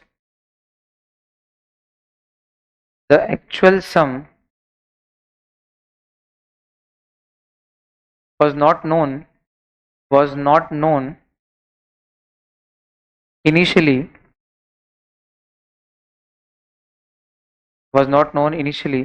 when the instrument was drawn. तगड़ी लाइनें हैं, किसी कहीं नहीं मिलने वाली आपको. when the instrument was drawn. ये मेरे मन में जो हिंदी में आ रहा है मैं इंग्लिश में ट्रांसलेट करके बोलते जा रहा हूँ, लिखा हुआ कुछ भी नहीं इसके संदर्भ में. अगला, if the amount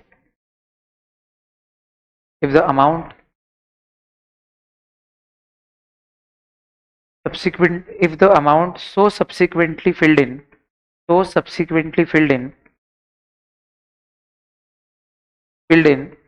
exceeds exceeds exceeds the actual transaction value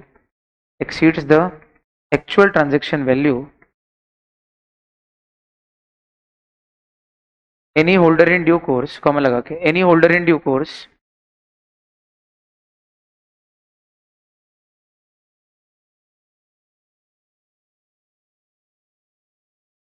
will be entitled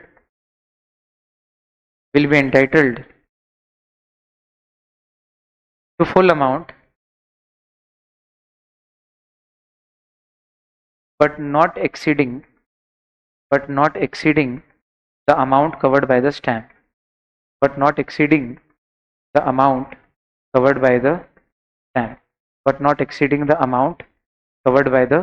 stamp. Sentence ही नहीं फॉर्म होता, से बता रहा हूँ मैं. ये आता तो है हिंदी में, पर इसको लिखे कैसे, शब्दों में कैसे डाले, बोलो लीगल लैंग्वेज में. ये सब कुछ मैं खुद पहली बार बोल रहा हूँ लाइफ में, खुद ही पहली बार बोल रहा हूँ. वो मन कर रहा है तुम लोगों को ये सब बताने का, इसलिए. बाकी तो कर लेंगे सब अपने हिसाब. आधो को तो बस पढ़ा दिया पूरा, तो देख लेना आएगा तो नहीं एग्जाम में. पर अब तो कोई दिक्कत नहीं, आ भी जाए तो आ भी सकता. अभी एमटीपी में आ गया इसलिए चांसेस कम है इनकोएट आने के. इस एमटीपी में आ गया था इनकोएट और एमबीबीएस एमटीपी 2 में, तो अब चांसेस कम है फाइनल एग्जाम में आने के. पर जो भी हो यार, तैयारी में क्यों कमी छोड़े. ठीक, और क्या बच रहा है अब. सारे हो गए मेरे हिसाब से 4 पॉइंट आई गया ना बस। होल्डर इन ड्यू कोर्स बोल दिया तो बाकी अपने आप आ गए सारे। चलो एम्बिगुअस पे तो लिखने की जरूरत नहीं है, वो तो खैर इजी है, यही लिख लो बस इनकोएट। चलो हो गया। बाकी शुरू में एक पॉइंट तो ये लिख ही देना, ये gives the holder power to make it complete by writing any amount therein। ये लाइन तो लिख ही लेना ना, शुरुआती इंट्रोडक्टरी लाइन तो यही कुछ होगी इसमें से। बाकी 4 पॉइंट ही लिख देने, ये हो गए 5। चलो अब नेगोशिएशन ऑफ इंस्ट्रूमेंट। नेगोशिएशन बोलते किसको है? ट्रांसफर, फ्रीली ट्रांसफरेबल होना चाहिए। नेगोशिएशन दो प्रकार से हो रहा है, खास बात क्या है दोनों में एक कॉमन HCF डिलीवरी, या तो इंडोर्समेंट प्लस डिलीवरी या मेयर डिलीवरी। मतलब आपने इंडोर्स करके जेब में रख लिया है और डिलीवरी नहीं की तो नेगोशिएशन नहीं हुआ, और नेगोशिएशन नहीं हुआ है तो सामने वाले को होल्डर बनने का अधिकार नहीं मिलेगा। तो अगर मैं नेगोशिएट करके इंस्ट्रूमेंट जेब में रख लेता हूँ और गाड़ी से जा रहा हूँ डिलीवरी करने राजकमल को देने, और रास्ते में एक्सीडेंट हो जाता है और मैं चल बसाया, मैं बीमार पड़ गया, चोटिल हो गया, अस्पताल ले गया, अस्पताल वालों ने मेरे कपड़े बदले, उनके पहनाए, मेरे कपड़े रख दिए, और मेरी जेब से राजकमल को वो बिल मिला, ये मेरा दोस्त है भागता हुआ आया तो इसको बिल मिला, उसने कहा अरे सर सौरभ ने मेरे नाम पे बिल इंडोर्स किया है और अब ये मेरे को डिलीवर भी हो गया है, तो अब मैं होल्डर हो गया हूँ, तो अब मैं पेमेंट मांग लूंगा इसका। नहीं नहीं नहीं नहीं नहीं नहीं, क्यों? पेपर अच्छा लगा मुझे, थैंक्स, थैंक यू। सुना ध्यान से, मुद्दा क्या है, क्यों नहीं बनेगा होल्डर राजकमल बताओ? क्योंकि डिलीवरी नहीं हुई है, डिलीवरी इंपॉर्टेंट है। डिलीवरी नहीं हो दुनिया में लोग पैदा नहीं हो सकते यार, डिलीवरी इतनी इंपॉर्टेंट है। आगे से डिलीवरी के बिना कोई होएगा आज तक? चलो तो नेगोशिएशन कितने प्रकार से होगा? मेयर डिलीवरी, दूसरा एंडोर्समेंट एंड डिलीवरी। सुनना, मेयर डिलीवरी से होगा तो promise note, bill of exchange या cheque payable to bearer is negotiated by middle. अब बार बार उलझना मत कि सर बिल ऑफ एक्सचेंज तो होता है, प्रॉमिस नोट तो होता ही नहीं है। ये सब सेक्शन 4 के हिसाब से बने हुए प्रोविजन है, जिसमें बेरर के नाम पे भी प्रॉमिस नोट जाता है। लगा लेना बाकी अपने हिसाब से, कहाँ नहीं होता कहाँ नहीं होता, कहाँ होता है। एक्सेप्शन क्या है? जहां पर ये सुनना है, ये बच्चे पूछते हैं, जहां हमने किसी स्पेशल पर्पस के लिए दिया हो और जब तक वो इवेंट न हो जाए तब तक इसको नेगोशिएट मत करना, तब तक आप उसको डिलीवर नहीं कर सकते, और अगर डिलीवर करते भी हो तो फिर वो डिलीवरी और वो नेगोशिएशन वैलिड नहीं है। पूछो कैसे? कैसे, जोर से पूछो, बता रहे ना कि आवाज नीचे। हाँ हाँ। तो महक ने मेरे नाम पे एक प्रोमिसरी नोट साइन, ये बिल ऑफ एक्सचेंज साइन करके दिया एक्सेप्ट करके, और payable to bearer, payable to bearer on time, bill of exchange BT allowed, ठीक, साइन करके दे दिया 3 साल का टाइम पे, और बोला कि सर ये संभाल के रखो, आपकी छाती को कलेजे को ठंडक मिली, आपके जीव को शांति मिली, अब तो ठीक है उधार दे दोगे? ठीक, मैंने कहा हाँ उधार देता हूँ, और इसको 2 लाख उधार दे दिए, और 2 लाख रुपए प्लस इंटरेस्ट मिला के, 2 साल का इंटरेस्ट भी पहले जोड़ लिया है, 2.5 लाख रुपए का हमने बिल ऑफ एक्सचेंज पहले उससे साइन करा के रख लिया। तो क्या ये बिल ऑफ एक्सचेंज कलेजे को ठंडक मिले उसके लिए है, अश्योरेंस के लिए, या आप इसको नेगोशिएट करते जाना उसके लिए? ये सिर्फ स्पेशल पर्पस के लिए कि वेक सिक्योरिटी पर्पस के लिए? पहले ही मना कर दिया था कि इसका नेगोशिएशन करना मत, मत करना। माना कि नेगोशिएबल इंस्ट्रूमेंट है लेकिन नेगोशिएबल करना मत। फिर भी मैंने दिव्यांश को नेगोशिएट कर दिया क्योंकि बेरर इंस्ट्रूमेंट है, बाय मेयर डिलीवरी, और रूल ये बोलता है कि बेरर इंस्ट्रूमेंट को बाय मेयर डिलीवरी नेगोशिएट कर सकते हैं, और चूंकि बाय मेयर डिलीवरी नेगोशिएट हो सकता है तो जैसे उसको मैंने डिलीवर किया वो बन गया इसका होल्डर, और अब टेक्निकली वो 2 साल बाद हो सकता है पेमेंट मांगने महक के पास चला जाए, तो महक उसको देने से मना कर सकती है। बोले क्यों? क्योंकि ये डिलीवरी नहीं होना चाहिए थी, क्योंकि ये डिलीवरी हुई ही नहीं, यही मानेंगे, क्योंकि डिलीवरी वैलिड नहीं है। क्यों? क्योंकि ये bill of exchange special purpose के लिए था कि अगर मैं ना चुका हूं तो करना आप नेगोशिएट, अदरवाइज मत करना। हाँ, a promissory note, bill of exchange or check delivered on a condition that it is not to take effect except in certain events। जब तक मैं मना नहीं करूं ड्यू डेट पे पैसा देने से तब तक आप इसको नेगोशिएट मत करना। इस कंडीशन पे अगर ड्रॉ किया हो तो जब तक वो इवेंट नहीं होती है तब तक आप उसकी डिलीवरी नहीं कर सकते, और अगर कर भी दो तो it is not a valid negotiation though it is by delivery. Originally draw जो हुआ है वो अनकंडीशनली है, ये अलग से नेगोशिएशन की कंडीशंस है, पेमेंट कंडीशनल नहीं है। सुनो सुनो सुनो सुनो, नेगोशिएशन कंडीशनल है। 4 तारीख को पानी गिरा तो पेमेंट करूंगा, payment should not be based on condition, negotiation can be made conditional या can be made based on condition. अब आया इंडोर्समेंट, तो आपको मालूम ही है कैसे करते हैं। आप इंदौर से जब बाहर जाओगे और पोलो की गोली खरीद के लेके जाओगे तो एंडोर्समेंट लेके गए, एंडोर्समेंट बोलो हाँ। वो थोड़ी मिंटी है, पोलो मिंट विद द होल, पोलो आती है ना गोली वाइट वाली, वो उसकी बात मिंट। दैट हाँ जी। डिलीवरी का क्या इंपॉर्टेंस है, अब हमसे पूछ रहे हैं बेटा, हम पैदा ही नहीं होते डिलीवरी नहीं होती। बहुत इंपॉर्टेंट, डिलीवरी एसेंशियल एलिमेंट है, चाहे वो पेएबल टू बेरर हो या ऑर्डर हो। क्यों? ऑर्डर होगा तो भी इंडोर्समेंट प्लस डिलीवरी, और बेरर हुआ तो भी डिलीवरी। डिलीवरी तो एचसीएफ है ना, डिलीवरी तो इंपॉर्टेंट है, उसके बिना नेगोशिएशन होता ही नहीं। दूसरा, वो डिलीवरी वॉलंटरी होना चाहिए। डिलीवरी का ऑब्जेक्ट एक व्यक्ति से दूसरे व्यक्ति को वो प्रॉपर्टी यानी कि वो नेगोशिएबल इंस्ट्रूमेंट ट्रांसफर करना होना चाहिए। डिलीवरी एक्चुअल भी हो सकती है और कंस्ट्रक्टिव भी, पड़ा है जाके ले ले घर से, bill of exchange, constructive delivery. और ये ले मैं अपने हाथ से दे रहा हूँ एक्चुअल डिलीवरी। डिलीवरी हो तो चाहे एक्चुअल हो या कंस्ट्रक्टिव हो, दोनों ही नहीं हुई और मेरी जेब में ही रह गया, मैंने कहा कि यार ये जेब में से निकाल ले, तो राज मेरे हाथ खाना खा रहा हूँ, तो तूने कहा निकालता हूँ, तो मेरी तरफ से डिलीवरी हो गई। आगे क्या बात समझ में? Constructive delivery. क्या डिलीवरी नेगोशिएशन के समय इंपॉर्टेंट है या ड्रॉ करते समय भी इंपॉर्टेंट है? याद करो, मैंने ओरिजिनली ड्रॉ किया था पुरुषार्थ के नाम पे चेक और डिलीवरी नहीं किया, तो फिर ये नेगोशिएबल इंस्ट्रूमेंट ही नहीं बनाए। तो ड्रॉ ड्रॉ भी जब होगा तो नेगोशिएट तो डिलीवरी करना जरूरी है, और ड्रॉ होने के बाद जब फर्दर नेगोशिएशन होंगे तब भी डिलीवरी करना जरूरी है। समझ रहे हो आप? डिलीवरी करना जरूरी है। The rights in the instrument are not transfer to the endorsee unless after the endorsement. ये लो वो क्वेश्चन आ गया, ऐसे कैसे क्वेश्चन दिया था शायद मैंने टेस्ट में नेगोशिएबल के, if I am not wrong. वो चेक ड्रॉ तो किया, क्या नेगोशिएट तो किया, लेकिन डिलीवर नहीं किया और रास्ते में एक्सीडेंट हो गया, तो बोलो प्रॉपर नेगोशिएशन हुआ कि नहीं हुआ? डिलीवरी इंपॉर्टेंट है। If a person makes endorsement of instrument but before the same could be delivered, the endorser or endorsee dies, the legal representative of the deceased person cannot negotiate the same by mere delivery।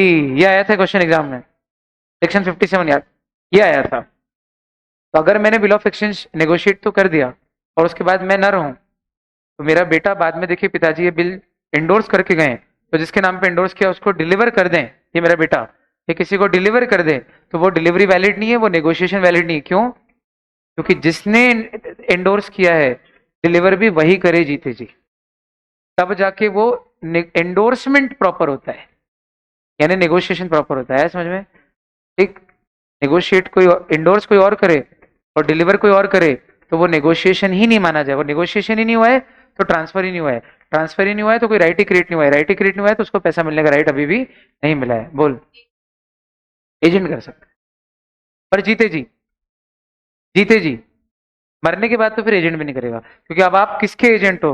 उस principal के जो exist नहीं करा है, तो agency समाप्ति हो गई ना, कल ही पढ़ा है ना, agency terminates on the death of either person. कौन सा पॉइंट गलत दिया बुक में? The contract on a negotiable instrument कहाँ लिखा है?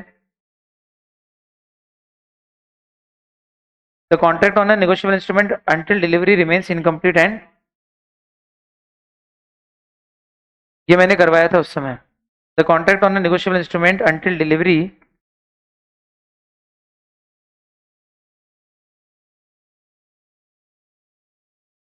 ये भी इसमें भी क्या, एक मिनट, वो जो नेगोशिएबल का कॉन्ट्रैक्ट है जब तक डिलीवरी इनकम्प्लीट है, the contract on a negotiable instrument until delivery remains incomplete and remains revocable,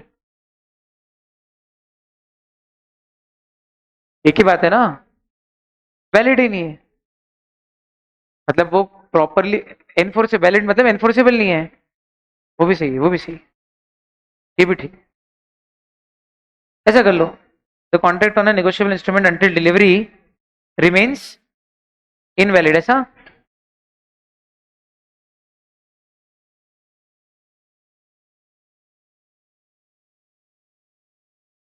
अरे सेंटेंस बोल के बताओ मेरे को, क्या लिखवाया मैंने उसमें।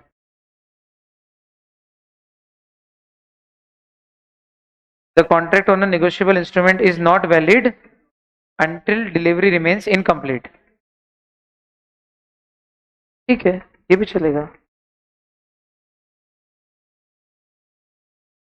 Is invalid until delivery remains incomplete, वो कॉन्ट्रैक्ट इनवैलिड है जब तक कि डिलीवरी कंप्लीट हुई नहीं। चलो ठीक। मेरी बात सुनो, bouncing of cheque. O,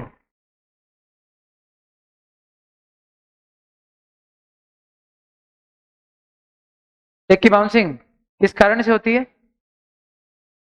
bounce वाला गेम खेल लिया था क्लास में, 5 मिनट में करते हैं concept. Bouncing of a cheque is a criminal offence, section 138।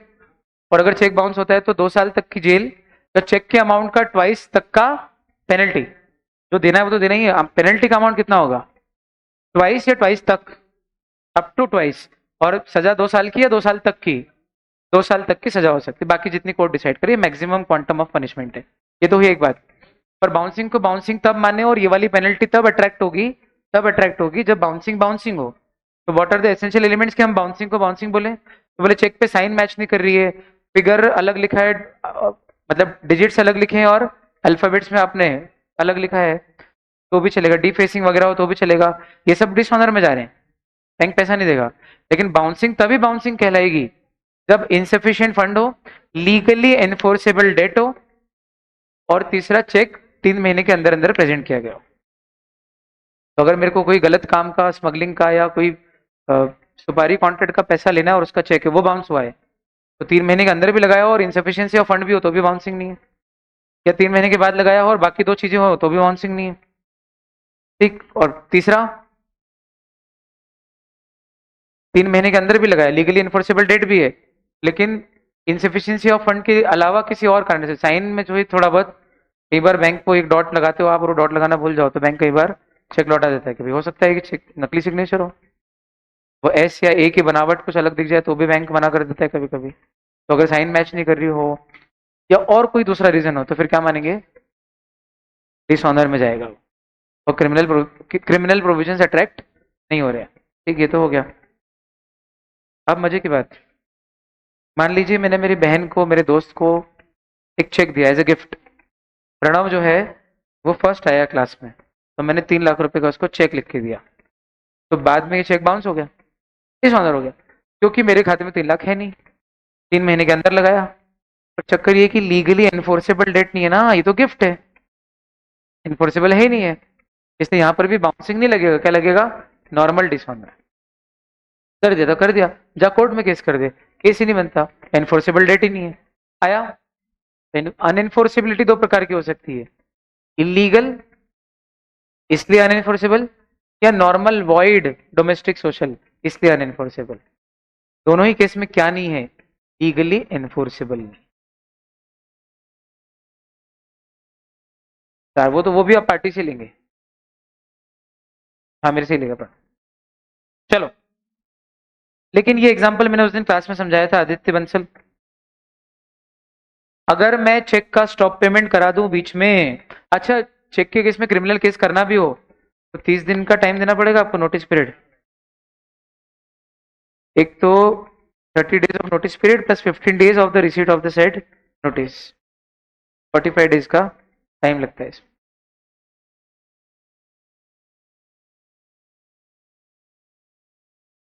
Mistake है ये, कंप्लाइंट नहीं कंप्लेंट आएगा, मॉड्यूल की गलती है। कंप्लेंट और कंप्लाइंट में अंतर है। You are a law complaint person, जो लॉ का कंप्लायंस करता है, फॉलो करता है, वो कंप्लायंट है।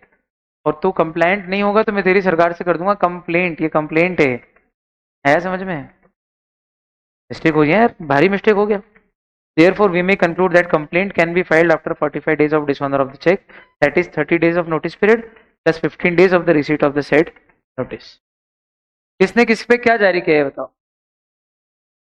एक्स ने एक पोस्ट डेटेड चेक जारी किया वाई पे। अच्छा सुन लो, मैं इसी समझाता हूँ। चेक स्टॉप पेमेंट समझते हो? स्टॉप पेमेंट किसको बोलते हैं?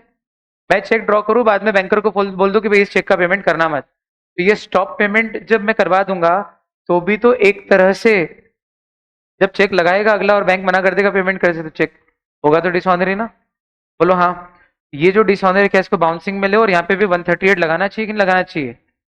बोलो हाँ या ना? बस वापिस सुनो, चेक चेक के बाउंसिंग पे तो 138 लगाते हैं, पर खुद ने ही स्टॉप पेमेंट कराया हो तो 138 लगाते हैं कि नहीं लगाते हैं?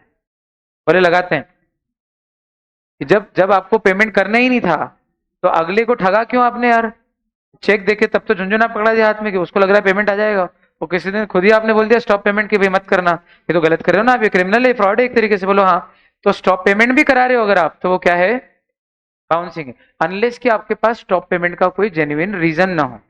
जैसे कि इसने माल भिजवाया, मैंने चेक लिख दिया, माल खोल के देखा तो गलत माल, घटिया माल है, बिल्कुल माल किसी क्वालिटी का ही नहीं है, बल्कि कुछ और ही भेज दिया है, तो भैया पेमेंट रुकवाओ, पेमेंट पहुंच जाएगा, तो ये तो कभी हाथ ही नहीं आएगा। तो अगर स्टॉप पेमेंट का प्रॉपर रीजन हो तो बात समझ में आती है, but if you don't have a proper reason for stop payment तो प्रोविजंस 138 के ही अट्रैक्ट होंगे, क्रिमिनल ऑफेंस ही माना जाएगा। क्लैरिटी आई क्या बोल रहा हूँ? एकदम शार्प? हाँ या ना बोलो, आज शार्प नहीं हुआ? मतलब हुआ तो सब कुछ शार्प, बोला नहीं अभी तक। एकदम शार्प, बहुत बढ़िया। जब कोई चेक डिसऑनर होता है तो ये प्रिज्यूम किया जाएगा जब तक आप प्रूव न कर दो कि ये सारी कंडीशन फुलफिल हो रही थी। इसका मतलब चेक बाउंसिंग के केस में एविडेंस देने का बर्डन अक्यूज्ड पे होता है, ना कि प्लेंटिफ या प्रोसिक्यूशन पे। आया? तो अगर मेरा चेक बाउंस हुआ है, मैंने केस किया है कोर्ट में, तो कोर्ट मेरे को नहीं बोलेगा कि प्रूव करो कि ये लीगली एनफोर्सेबल था, प्रूव करो कि 3 महीने में लगाया था। समझ रहे हो क्या बात को? उसको डिस्प्रूव करना है। प्रिजम्पशन तो मेरे फेवर में, ये लीगली इन्फोर्सेबल डेट ही था। अब वो इस प्रिजम्पशन को डिस्प्रूव करे कि नहीं नहीं सर ये तो गिफ्ट का चेक था, लीगली इन्फोर्सेबल नहीं था। तो बर्डन ऑफ प्रूफ किस पे? Owners of proof, owners of proof drawer पे है, यानी डिफॉल्टिंग पार्टी जिसका चेक बाउंस हुआ है उस पे। याद रहेगा ये? तो कोर्ट किसके प्रिजम्पशन में चलती है हमेशा? 138 में पेई के, पेई के फेवर में प्रिजम्पशन चलता है कि तू तो सब सही होगा, इसका ही बाउंस हुआ है चेक, तो यही गलत होगा। तो अब जो गलत है उसके फेवर, सिर्फ प्रिजम्पशन है उसके अगेंस्ट, पर प्रिजम्पशंस कैन बी डिस्प्रूव्ड ना। Points are proved and presumptions are disproved, याद रखना। प्रिजम्पशंस डिस्प्रूव किए जाते हैं क्योंकि ये चीज है, ये तो वो प्रेजुडिस्ड है ना, पहले से मान चुका है ना, वो तो प्रूव करके बैठा है कि यही सत्य है। मान लो कोई लड़की मेरे पास आए और बोले सर फलाने लड़के ने छेड़ा, तो कानून का प्रिजम्पशन यही है कि लड़की सही बोल रही है। इन जनरल क्लासरूम में टीचर का प्रिजम्पशन तो यही है ना कि लड़की सही बोल रही। तू प्रूव कर कि ये जो रेप का आरोप लगा रही है, छेड़छाड़ का आरोप लगा रही है, तूने नहीं किया। उसका आरोप तो सही है, हमने भी देखा था छेड़ते। सही बोल रहे वेदांत, लड़की की बात मानेगा ना, लॉ तो बात तो वही है ना यार। लॉ तो लड़की की बात नहीं मानेगा। क्या हो गया? नहीं नहीं बेटा, नहीं नहीं नहीं। अब ये बात समझ में आई कि क्या बोला अंश? तो वो हमेशा वही रहा जिंदगी भर, आखिरी दिन भी नहीं लगा कि मैं इधर आ जाऊं थोड़ा सा। चलो कोई बात नहीं, लड़का अच्छा है वैसे, उधर से भी अच्छा ही लगता है। प्यारा है, हमको बहुत प्यारा है अंश, इतना सिंसियर, इतना सिंसियर। 3 साल बाद कोई बोले सर वो अंश की आवाज आपको अभी सुनोगे तो पहचान जाओगे, तो नहीं पहचान पाऊंगा। तुम में से हर एक की आवाज मेरे को 3 साल बाद सुनवा दूंगा, गारंटी बता दूंगा। जिन जिन की मैंने ढंग से सुनी, तू रहने में है। सुनाना पड़ेगी एक बार तो याद रहेगी। भाई केबीसी में क्वेश्चन आ जाए कभी यार, 80,000 का, आवाज को सुन के पहचानो किसकी आवाज है। मैं सबका सब कुछ नाम वाम जहां तक बनता है याद रखता हूँ, तेरे भी याद रहे। मेरी आंख पे पट्टी बंधवा के तुम पूछ लो किसकी आवाज में, बता दो मुझे। ये अभी कर, आखिरी में, आखिरी में, आखिरी आखिरी। कानून की आंख पे वैसी पट्टी होती।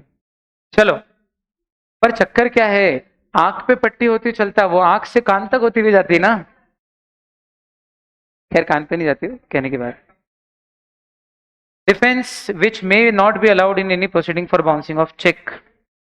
बाउंसिंग ऑफ चेक में जब आप ये बोलते हो कि सर लक्षिता मुझे 3 लाख रुपए एनईएफटी करने वाली थी, ये उसकी कॉल रिकॉर्डिंग आज सुबह की, मैं 12 बजे तक आपको एनईएफटी कर दूंगी, इस बिलीफ पे कि मेरे खाते में 12 बजे तक 3 लाख आ जाएंगे।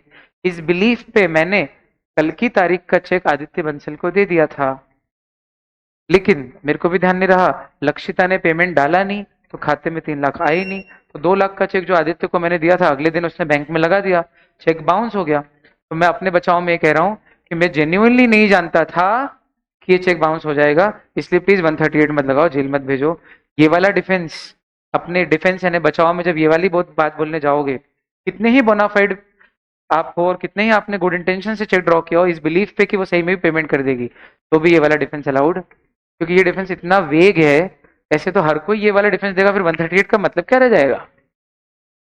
हर कोई ये बात बोल देगा कि सर मैंने जानबूझ के बाउंस कराने के लिए नहीं दिया था, मेरे को लग रहा था कि तब तक पेमेंट आ जाएगा, पर क्या करूं, आया ही नहीं। एक पार्टी खड़ी कर देगा, अकाउंटिंग ट्रांजैक्शन बता देगा और बोल देगा कि हाँ तू वो देने वाली थी मेरे को पेमेंट, पर तूने नहीं दिया, बस ऐसा बोल देना। बोले सर ये रहा सबूत, ये देने वाली थी पेमेंट पर पेमेंट नहीं दिया। तो ऐसे करके तो मैं ये 138 से बच निकल जाऊंगा। इसलिए ये वाला डिफेंस अलाउड ही नहीं है। पढ़ के देखो, लाइन बहुत आसान है। कौन सा वाला डिफेंस अलाउड नहीं है? कितनी प्यारी लैंग्वेज है, defence which may not be allowed in a suit under section 138 या proceeding for bouncing of cheque. अब इस पूरे चैप्टर में ये जो टॉपिक है प्रेजेंटमेंट, इसके अलावा बाकी सब अच्छा लगता है। Presentment for acceptance of bill of exchange, अब ध्यान से सुनना। बिल ऑफ एक्सचेंज का प्रेजेंटमेंट दो दो कारणों से होता है, और प्रॉमिसरी नोट का प्रेजेंटमेंट और चेक का प्रेजेंटमेंट सिर्फ एक कारण से होता है। बिल ऑफ एक्सचेंज का प्रेजेंटमेंट फॉर एक्सेप्टेंस भी होता है, और बिल ऑफ एक्सचेंज का बाद में प्रेजेंटमेंट फॉर पेमेंट भी होता है। क्योंकि प्रॉमिसरी नोट और बिल ऑफ एक्सचेंज का सिर्फ प्रेजेंटमेंट फॉर पेमेंट होता है। पूछो क्यों? एक्सेप्टेंस का फंडा ही नहीं है। ऐसा कोई रिलीजन बताओ जहां सगाई नहीं होती? मेरे को नहीं पता। हसनैन, सगाई होती है? तो वो मुस्लिम, तो मैंने कहा पूछ लेता हूँ। क्रिश्चियनिटी में भी वेडिंग एंगेजमेंट होती है ना? क्या पता होती है क्या? ए, अच्छा, मजे ले रहे हैं, बुरा मत मानना। तो किस में नहीं होती है बताओ? हाँ, पारसी में नहीं होती, मान लेते हैं, मान लेते नहीं होते, अपनों क्या करना। नहीं नहीं, मेरे को मजा आएगा, हमको वही देना है। मान लीजिए अपन एक नया रिलीजन बनाया, हाँ, भाग के शादी में।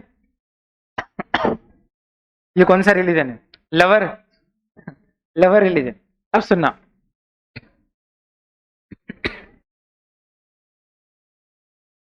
जहां, सुनो सुनो, जहां पर सगाई होती है और शादी भी होती है, वहां लड़की लड़के के सामने 2 बार प्रेजेंट की जाती है। एक बार प्रेजेंटमेंट फॉर एक्सेप्टेंस, दूसरी बार प्रेजेंटमेंट फॉर पेमेंट।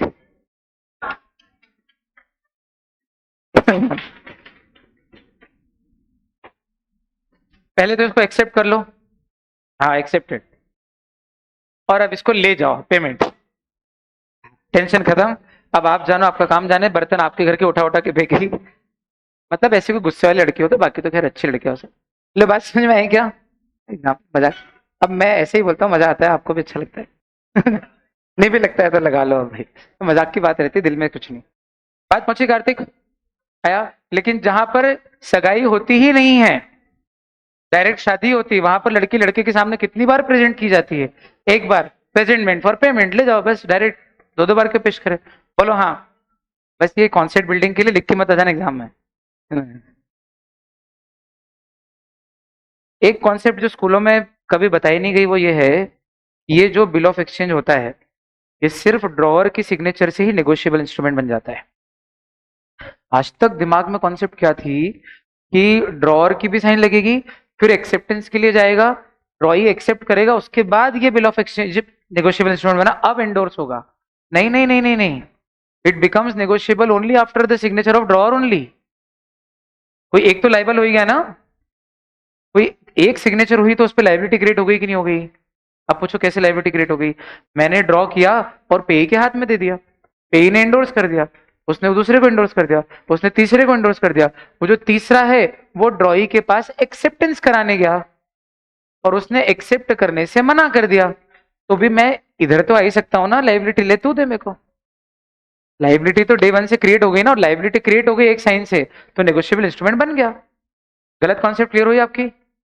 आया समझ में? अगर ऐसा ना हो, चलो आपकी बात मान लेते हैं कि ऐसा ही होता है, तो फिर कोई भी एंडोर्सी, फर्दर एंडोर्सी एक्सेप्टेंस कराने के लिए ड्रॉई के पास आ रहा है, ये फिर सेक्शन में कहां से ये बात लिखी हुई? कितना सिंपल। जब आगे की कंडीशंस नजर आ रही है तो पीछे हुई होगी ना। जब वो एक्सेप्ट ही नहीं कर रहा है और डिसऑनर बाय नॉन एक्सेप्टेंस हुआ है, इसका मतलब ये इंस्ट्रूमेंट डिसऑनर हुआ है। मतलब इसने तो साइन की नहीं थी, फिर भी ये इंस्ट्रूमेंट बन चुका था। किसकी सिग्नेचर से? ड्रॉअर की सिग्नेचर से। कितना बेसिक। गलत पड़ा इसका, मैं क्या करूं यार? बोलो हाँ। दिमाग के खुले, तन तो खुले, कहाँ गड़बड़ है? ये बेसिकली यही प्रॉब्लम है, क्योंकि क्वेश्चन में ये bill was drawn by X which was duly accepted by Y, ये दो सेंटेंस एक ही, ये दो क्लॉजेस एक ही सेंटेंस में आ जाते थे। तो कॉन्सेप्ट ही ये बिल्ड हुआ है क्या, कि पहले ड्रॉ होता है, फिर एक्सेप्ट होता है, उसके बाद ही आगे कुछ होता है। एक्सेप्ट ना हो तब तक वो बिल ही कहाँ बना। आया समझ में? आया? फिर आपने तो वीडियो देख लिया सब लोगों ने, तो आपको मालूम है अब तो। बात समझ में आ गई? तो किसकी सिग्नेचर से नेगोशिएबल इंस्ट्रूमेंट बन जाता है? जल्दी बोलो, टाइम नहीं। अकेले ड्रॉअर की, और एक बार ड्रॉअर ने साइन करके दे दिया तो क्या बन गया? Negotiable instrument. फिर अब क्या होगा इसका? बिल ऑफ एक्सचेंज है ना। प्रॉमिसरी नोट और चेक होता तो प्रेजेंटमेंट फॉर पेमेंट होता, लेकिन बिल ऑफ एक्सचेंज में एक फंडा एक्स्ट्रा लगता है एक्सेप्टेंस का, तो इसका पहला सगाई प्रेजेंटमेंट फॉर एक्सेप्टेंस होगा। और अगर वही मना कर दे वो, तो डिसऑनर बाय नॉन एक्सेप्टेंस होगा। और अगर एक्सेप्टेंस तो कर दे और फिर मेच्योरिटी डेट पे जब पेमेंट मांगने आए और पेमेंट ना करे, तो डिसऑनर बाय नॉन पेमेंट होगा। इससे एक चीज और समझ में आई? पूछो क्या? बिल ऑफ एक्सचेंज में दो प्रकार के प्रेजेंटमेंट और बिल ऑफ एक्सचेंज में दो प्रकार के dishonour. Dishonour by non acceptance और डिसऑनर बाय नॉन पेमेंट, और प्रेजेंटमेंट फॉर एक्सेप्टेंस और प्रेजेंटमेंट फॉर पेमेंट। जबकि चेक और प्रॉमिसरी नोट में एक ही प्रेजेंटमेंट है, प्रेजेंटमेंट फॉर पेमेंट, और एक ही dishonour, dishonour by non payment. हाँ, चेक में एक और है, every dishonour is not bouncing but every bouncing is dishonour. ये लाइन याद रहेगी ना? और डिसऑनर ही वो भी। हाँ जी। अब प्रेजेंटमेंट करना हो तो कहां प्रेजेंट करोगे?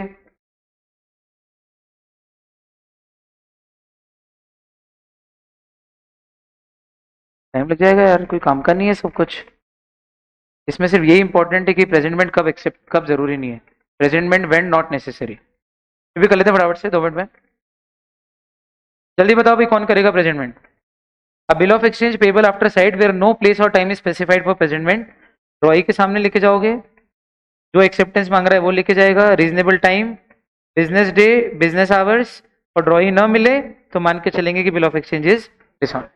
अगर उस पर कोई पर्टिकुलर प्लेस नहीं लिखी हो तो जनरली वहां जाएंगे जहां पे ड्रॉई निवास करता है, जहां पे अपना बिजनेस बताते। स्पेसिफिक टाइम नहीं दे रखा हो 9:30 बजे, तो फिर किस समय लेके जाएंगे? During business hours. ठीक। और अगर पेबल ऑन डिमांड हो तो डेट भी नहीं लिखी है तो कभी भी चले जाएंगे, लेकिन बिजनेस डे पे, वर्किंग डे पे। आया? संडे आ गया मेच्योरिटी डेट पे, एक दिन पहले, और अचानक से आ गई कोई छुट्टी तो एक दिन बाद। ये तो आपको आता है। हाँ। हाँ। हाँ। और अगर एक पर्टिकुलर प्लेस पे ही बोला हो तो फिर, तो उस केस में आपको, ये तो वही कॉन्ट्रैक्ट एड वाला है, जब प्रिस्क्राइब्ड हो तो प्रिस्क्राइब्ड, प्रिस्क्राइब्ड ना हो तो रीजनेबल, है ना? अच्छा, अगर वो न मिले तो डिसऑनर, अगेन वो न मिले तो डिसऑनर। और अगर प्रेजेंटमेंट में हम डिफॉल्ट कर दे तो the party is not liable to the person making default. अब मैं प्रेजेंटमेंट करने लाया ही नहीं, तो फिर उस केस में रॉय की गलती नहीं है, is not liable to the person making default in presentment. Presentment कब तक हो जाना चाहिए बता दो बस। प्रेजेंटमेंट फॉर एक्सेप्टेंस कब तक हो जाना चाहिए? Before maturity. Before maturity date के बाद आप एक्सेप्टेंस नहीं करा सकते। एक्सेप्टेंस कब तक होगा? लिखो लिखो लिखो। एक्सेप्टेंस, प्रेजेंटमेंट फॉर एक्सेप्टेंस कब तक होगा? ऑन और बिफोर मेच्योरिटी।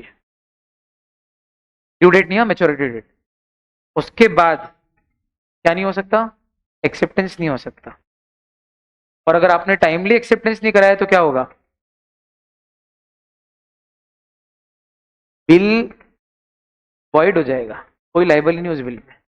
क्योंकि अब आप ये भी नहीं बोल सकते एटलीस्ट, मतलब उस पार्टी जिसको, जिसके पास हम गए हैं, फॉर एग्जाम्पल आप मेरे पास मेच्योरिटी डेट के बाद लाए एक्सेप्टेंस के लिए, मेरे पे बिल ड्रॉ किया ईश्वर ने, ड्रॉअर ड्रॉई तू पे ही, तो मेरे पास मेच्योरिटी डेट के बाद लाई और मेरे पास पैसे नहीं भी है, मैं मना कर दूं पैसे नहीं है, तो ये मैंने डिसऑनर नहीं किया है, बेसिकली ये बिल ही लैप्स हो गया, अवॉइड हो गया। क्यों? क्योंकि मेच्योरिटी डेट के बाद एक्सेप्टेंस के लिए प्रेजेंट नहीं करना है, presentment for acceptance must be made before maturity, ये याद हुआ? तो फिर मेरी गलती नहीं। अगला, presentment for acceptance of a promissory note, ये गलत छप गया ना, प्रेजेंटमेंट फॉर पेमेंट आना चाहिए, यहाँ एक्सेप्टेंस का फंडा ही नहीं है, भांग खा के बनाते से। गलती मेरे से भी हुई है और अब अगली बार सुधार लूंगा। Is there any difference between cheque dishonour and cheque bounce? Yes, dishonour of a cheque वेदिका for any reason other than insufficiency of funds is a dishonor, and dishonor of a check fulfilling these three conditions amounts to bouncing. Which three? आपको मालूम है वो तो बता आया ना।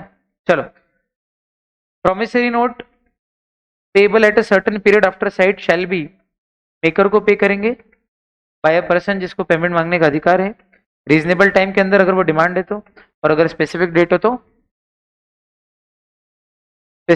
Specific day पर, वो भी बिजनेस डे पर, बिजनेस आवर्स में, और अगर प्रेजेंट ना करो तो फिर उसकी कोई गलती नहीं है। कितना टाइम दे सकते हो आप ड्रॉई को सोचने का, डेलिब्रेशन यानी चिंतन करने का, डेलिब्रेशन यानी चिंतन करने का, सोचने का। तो मान लीजिए जिगीशा, अक्षरा ने एक बिल ऑफ एक्सचेंज ड्रॉ किया आप पे, जिसका पेमेंट होगा मुझे, मैं पे ही, मैंने दिया विशाल को, विशाल ने दिया आदित्य को, आदित्य ने दिया ये वाली महक को। अब ये महक आपके पास पेमेंट मांगने आएंगी, ठीक, और ये जब पेमेंट मांगने आएगी तो अभी पेमेंट मांगनी नहीं आएगी, अभी तो एक्सेप्टेंस करानी आएगी पहले, presentment for acceptance before maturity. और ये आपके पास आई और आपने कहा कि रुक जा यार, अब ये बिल को मेरे को पेमेंट करना है नहीं करना है, मैं सोचने का टाइम चाहिए। तो डेलिब्रेशन टाइम आपको कितना देगा, एंडोर्सी या पेई, एंडोर्सी या पेई आपको डेलिब्रेशन सोचने का टाइम कितना देगा? बोले 48 आवर्स तक का तो टाइम दे सकता है, उससे ज्यादा नहीं देना चाहिए, और उससे ज्यादा दिया तो फिर अब रिस्क किसकी हो जाएगी? मान लो 72 आवर्स दे दी, 100 आवर्स दे दी, और 100 आवर्स बाद भी आपने मना कर दिया कि मैं तो एक्सेप्ट ही नहीं करती हूँ, तो आपकी तो साइन ही नहीं, तो आप लाइबल नहीं हो, और मेरे से बिना पूछे इसने टाइम बढ़ा के दे दिया, तो अब मैं भी लाइबल नहीं हूँ। अब तू जान, तेरा काम जान, कम से कम इस बिल पे तो लाइबल नहीं हो कोई भी पिछली पार्टी। तो ड्रॉई को कितना टाइम दोगे डेलिब्रेशन के लिए? 48 आवर्स तक तो दे सकते हो, उससे ज्यादा दिया और फिर वो मना कर दे कि मैं तो एक्सेप्ट ही नहीं कर रही, तो नहीं कर रही हो, चूंकि उसने एक्सेप्ट ही नहीं किया, उस बिल पे साइन ही नहीं है, तो उस बिल पे वो वैसे भी लाइबल नहीं है, साइन ही नहीं उसकी। एक्सेप्ट करके मना करो तो लाइबल आया। पब्लिक हॉलिडे आ जाए बीच में तो वो टाइम रोक देंगे, तो सैटरडे बीच में संडे आ गया तो रोक देंगे, फिर वापस टाइम चालू हो जाएगा मंडे को, ऐसे मिला के 48 आवर्स होंगे। आया, होता है वर्किंग डे गिने जाएंगे। पेमेंट का प्रेजेंटमेंट किस में करते हो? तीनों में करते हो। प्रेजेंटमेंट फॉर पेमेंट तो तीनों में होगा ना, प्रॉमिसरी नोट में, बिल ऑफ एक्सचेंज में और चेक में। जल्दी से बताओ, प्रेजेंटमेंट फॉर पेमेंट का प्रेजेंटमेंट करेगा कौन? की ये लो, लाओ पैसे, ये रहा बिल, ये रहा चेक, ये रहा प्रॉमिसरी नोट, ला दो मुझे पैसे। कौन प्रेजेंट करेगा? होल्डर।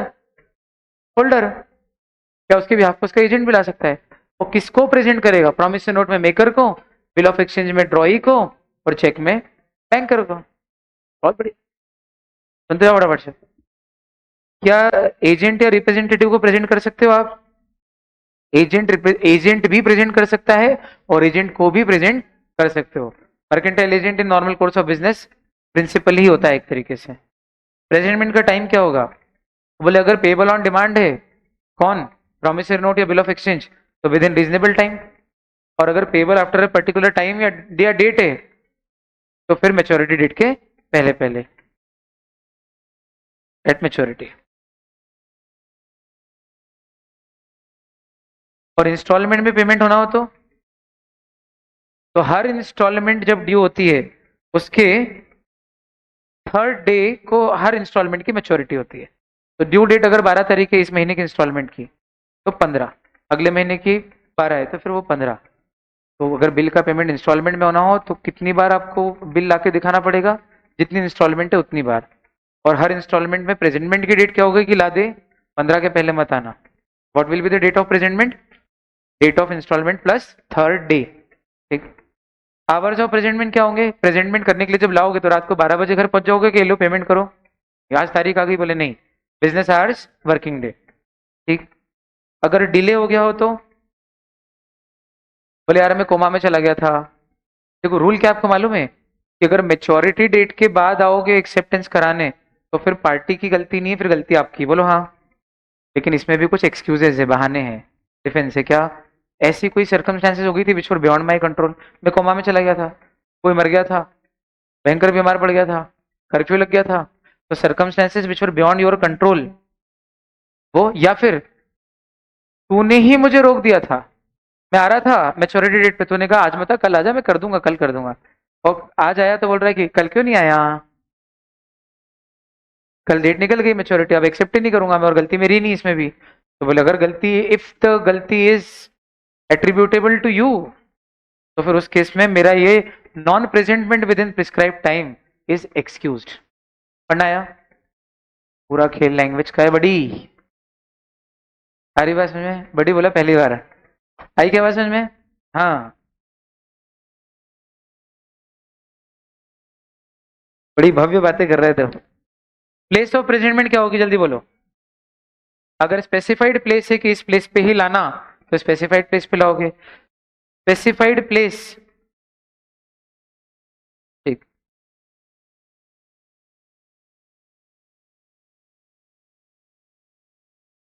कोई लिखा है इसमें भी। अंतर इतना सा है कि यही लाना और कहीं मत लाना, तो क्या होगा? वहीं लाओगे और कहीं नहीं। और सिर्फ मैंने बोला हो कि यहां लाना, तो वहीं लाओगे। लेकिन अगर कहीं और भी लेगे और अगर वो एक्सेप्ट कर लेता है तो वो वैलिड एक्सेप्टेड।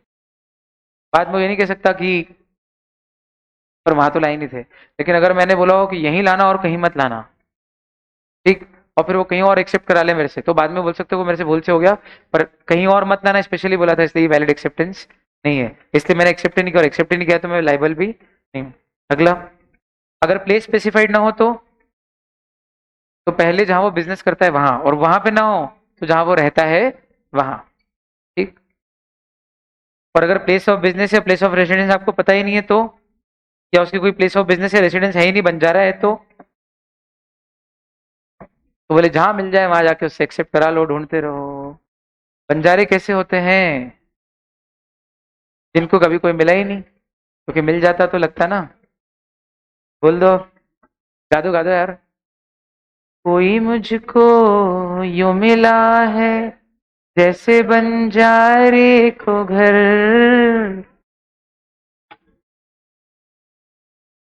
डेजा vu हो रहा है, पता है मेरे को, एज इफ कहीं मैंने देखा था यही सीन पूरा, ब्लैक टी शर्ट ब्लैक कपड़ों में सब बच्चे, और मैं पढ़ा रहा हूँ।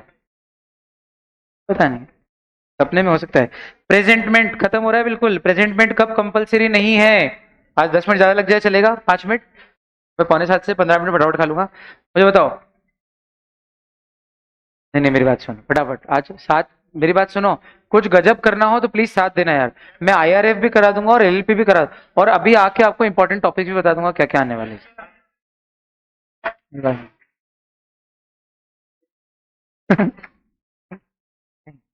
बदमाश के सब। हाँ, प्रेजेंटमेंट कब नहीं करना है?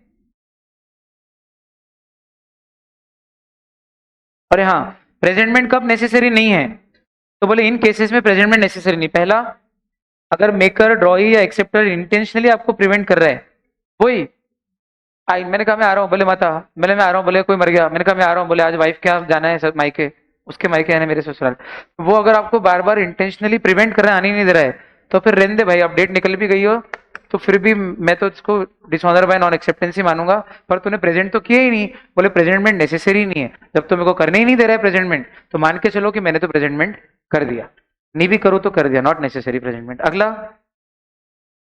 भाई जिस दिन मेरे को प्रेजेंट करना था तो यूजुअल बिजनेस आवर्स और ड्यू डेट पे तेरा घर ही बंद था, तो मैं पेमेंट मांगने आया, प्रेजेंट करने के लिए लाया कि ले ड्यू डेट मेच्योरिटी डेट पे पेमेंट कर दे, पर तुम मिला ही नहीं। तो फिर उस केस में अगर आप नहीं भी कर पाए तो आपका प्रेजेंटमेंट नेसेसरी, इतना भी जरूरी नहीं कि दिखाया नहीं तो पेमेंट नहीं होगा। लाया था दिखाने, आप नहीं थे, तो मान के चलो कि आपने उसने प्रेजेंटमेंट कर दिया है, अब आप पेमेंट कर दिए। नहीं बोल सकते कि प्रेजेंटमेंट नहीं किया तो पेमेंट कैसे होगा। ठीक। अगला, अगर किसी और जगह पे आपने बोला था या स्पेसिफिक प्लेस पे कि भाई वहां लाना, और उस जगह ना आप मिले ना आपको कोई व्यक्ति मिला, एजेंट मिला, कोई नहीं मिला, तो भी फिर मेरी गलती नहीं है। प्रेजेंटमेंट नहीं भी किया तो चलेगा। इंपॉर्टेंट है हाँ, प्रेजेंटमेंट व्हेन नॉट नेसेसरी।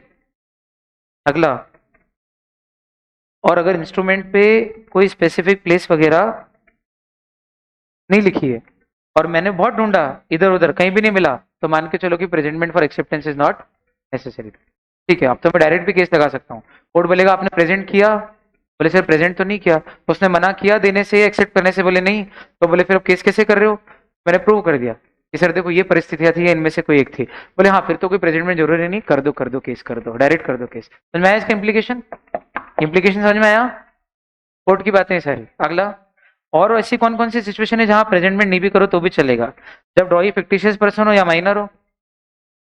जब ड्रॉई माइनर हो तो मैं उस पर क्या ही प्रेजेंट करूंगा, मैं तो डायरेक्ट ड्रॉर से मांग लूंगा, मैं तो तू ही दे दे। तो मैं क्या ही प्रेजेंट करता, उससे प्रेजेंट कर भी देता और वो एक्सेप्ट कर भी देता, तो उसको कौन सा मैं लाइबल बना पाता? मेरे को नहीं मालूम था कि जिसके नाम से इसने जारी किया वो व्यक्ति ड्रॉई माइनर है, तो मैंने प्रेजेंट नहीं किया। तो क्या मेरा ये प्रेजेंट न करना फिर भी वैलिड है, चलेगा? और मैं ड्रॉर पे डायरेक्ट केस कर सकता हूँ, प्रेजेंटमेंट इज एक्सक्यूज्ड। अगला, जब ड्रॉर ड्रॉई सेम पर्सन हो तो मैं ड्रॉर के पास ही चलेगा। बोले नहीं नहीं मेरे पास एज ए ड्रॉई कैपेसिटी में आ। जब मैं बोलूँ कि अब मैं ड्रॉई बन के बैठा हूँ तब आना, बोले हट तेरे पास से आ गया हूँ तू ही दे दे। ड्रॉ ड्रॉई सेम है, क्या टाइम पास कर रहे हैं यार? है ना, ये एम्बिगुअस इंस्ट्रूमेंट में हो जाता है ऐसा। अगला, जब bill is dishonoured bye non acceptance, तो फिर नॉन पेमेंट, मेरी बात सुनिए ये थोड़ा सा अलग है। Presentment for payment is not compulsory when the bill was already dishonoured bye non acceptance. जब मैं एक्सेप्टेंस कराने के लिए आया था तभी तूने मना कर दिया एक्सेप्ट नहीं करूंगा, तो बाद में वो ये कैसे बोल सकता है ड्रॉअर कि एक बार पेमेंट की ड्यू डेट पे भी तो जाना चाहिए था ना? बोले presentment for payment is excuse. Presentment नहीं भी करूं अगर पेमेंट करने के लिए प्रेजेंटमेंट, तो चलेगा। बोले क्यों? जिसने एक्सेप्ट करने से मना कर दिया है वो पेमेंट करने से भी मना कर देगा ना। जिसने सगाई ही तोड़ दी हो, सगाई करने से ही मना कर दिया हो, वो शादी का तो मना करेगा ही ना। आ रही क्या बात समझ में? बहुत बढ़िया, सही बनाया है हाँ मेटाफर। याद आएंगे आपको ये मेटाफर फाइनल में? आई उम्मीद करूंगा कि फाइनल सही बोला मैंने। इंटर में याद आएंगे, ऐसा भूल के बोला बहुत मारूंगा। And where the presentment has become impossible. Presentment करना मेरे लिए इम्पॉसिबल हो गया था, पूछो कैसे? कर भी लग गया, कैसे ज्यादा प्रेजेंटमेंट? तो माफ है, कोई बात नहीं किया तो भी पेमेंट मांग सकते हो डायरेक्ट। कॉम्पेंसेशन के रूल्स क्या है? कॉम्पेंसेशन है क्या? Compensation, compensation payable in case of dishonor of promissory note, bill of exchange या चेक shall be determined by the following rules.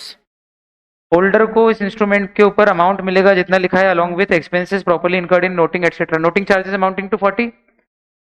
तो कितने का चेक या बिल या promissory नोट? 3 लाख का, तो 3 लाख तो मिलेंगे ही मिलेंगे आपको, प्लस जो नोटिंग वगैरह के एक्सपेंसेस हो गए वो भी आप लोगे। Noting charges amounting to 40। Interest अगर रेट पहले से मेंशन हो तो बात अलग है, और कुछ ना लिखा हो तो interest at the rate of 18% per annum आप ले सकते हो। कब से? जितने समय का मैच्योरिटी डेट के बाद डिले हुआ है तब तक का, कोर्ट में केस करके। अगर पर्सन ने डिफरेंट प्लेस पे रहता है तो वहां का दो कंट्रीज का जो करेंसी एक्सचेंज रेट का डिफरेंस है वो भी ले सकते हो। जिस डेट को तो मुझे पेमेंट करने वाला था उस तारीख को डॉलर का रेट 85 रुपए था, मोदी सरकार बनते ही 3 महीने के अंदर अंदर डॉलर का रेट 75 रुपए पहुंच गया। समझ रहे हो बात को?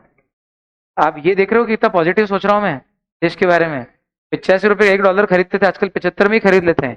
तो रुपया मजबूत हुआ ना। अब रुपया मजबूत हुआ तो मेरे को तो पैसा कम आया ना, जिसको पेमेंट मिलना चाहिए था उसको तो पेमेंट रुपीज में तो कम आया ना। बोलो हाँ, इकोनॉमी सुधरी, मेरा पेमेंट तो नुकसान में गया ना। तो फिर वो जो करेंसी एक्सचेंज रेट का डिफरेंस है, अगर दो अलग अलग कंट्री, यहाँ प्लेसेस का कंट्री है, दो अलग अलग प्लेसेस पे रहते हो अलग अलग कंट्री में, तो एक्सचेंज रेट का भी कॉम्पेंसेशन मिलेगा आपको। और अगला, और भी कोई कॉम्पेंसेशन की टाइम से पैसा नहीं मिला तो उस दिन मैं दूसरे को पेमेंट नहीं कर पाया, स्पेशल डैमेजेस पहले इसको बता दिया था कि ड्यू डेट पे दे देना, तो अगर और भी कोई कॉम्पेंसेशन कोड दिलवाए तो वो भी मिल जाएगा। बोलो आया समझ में? बहुत बढ़िया। अब बताओ, थैंक यू। इजी चैप्टर है, बोलो हाँ। आसान है, फालतू का हवा बना रखा था कि टफ है, खुद एकदम डन। कठिन कुछ है ही नहीं दुनिया में।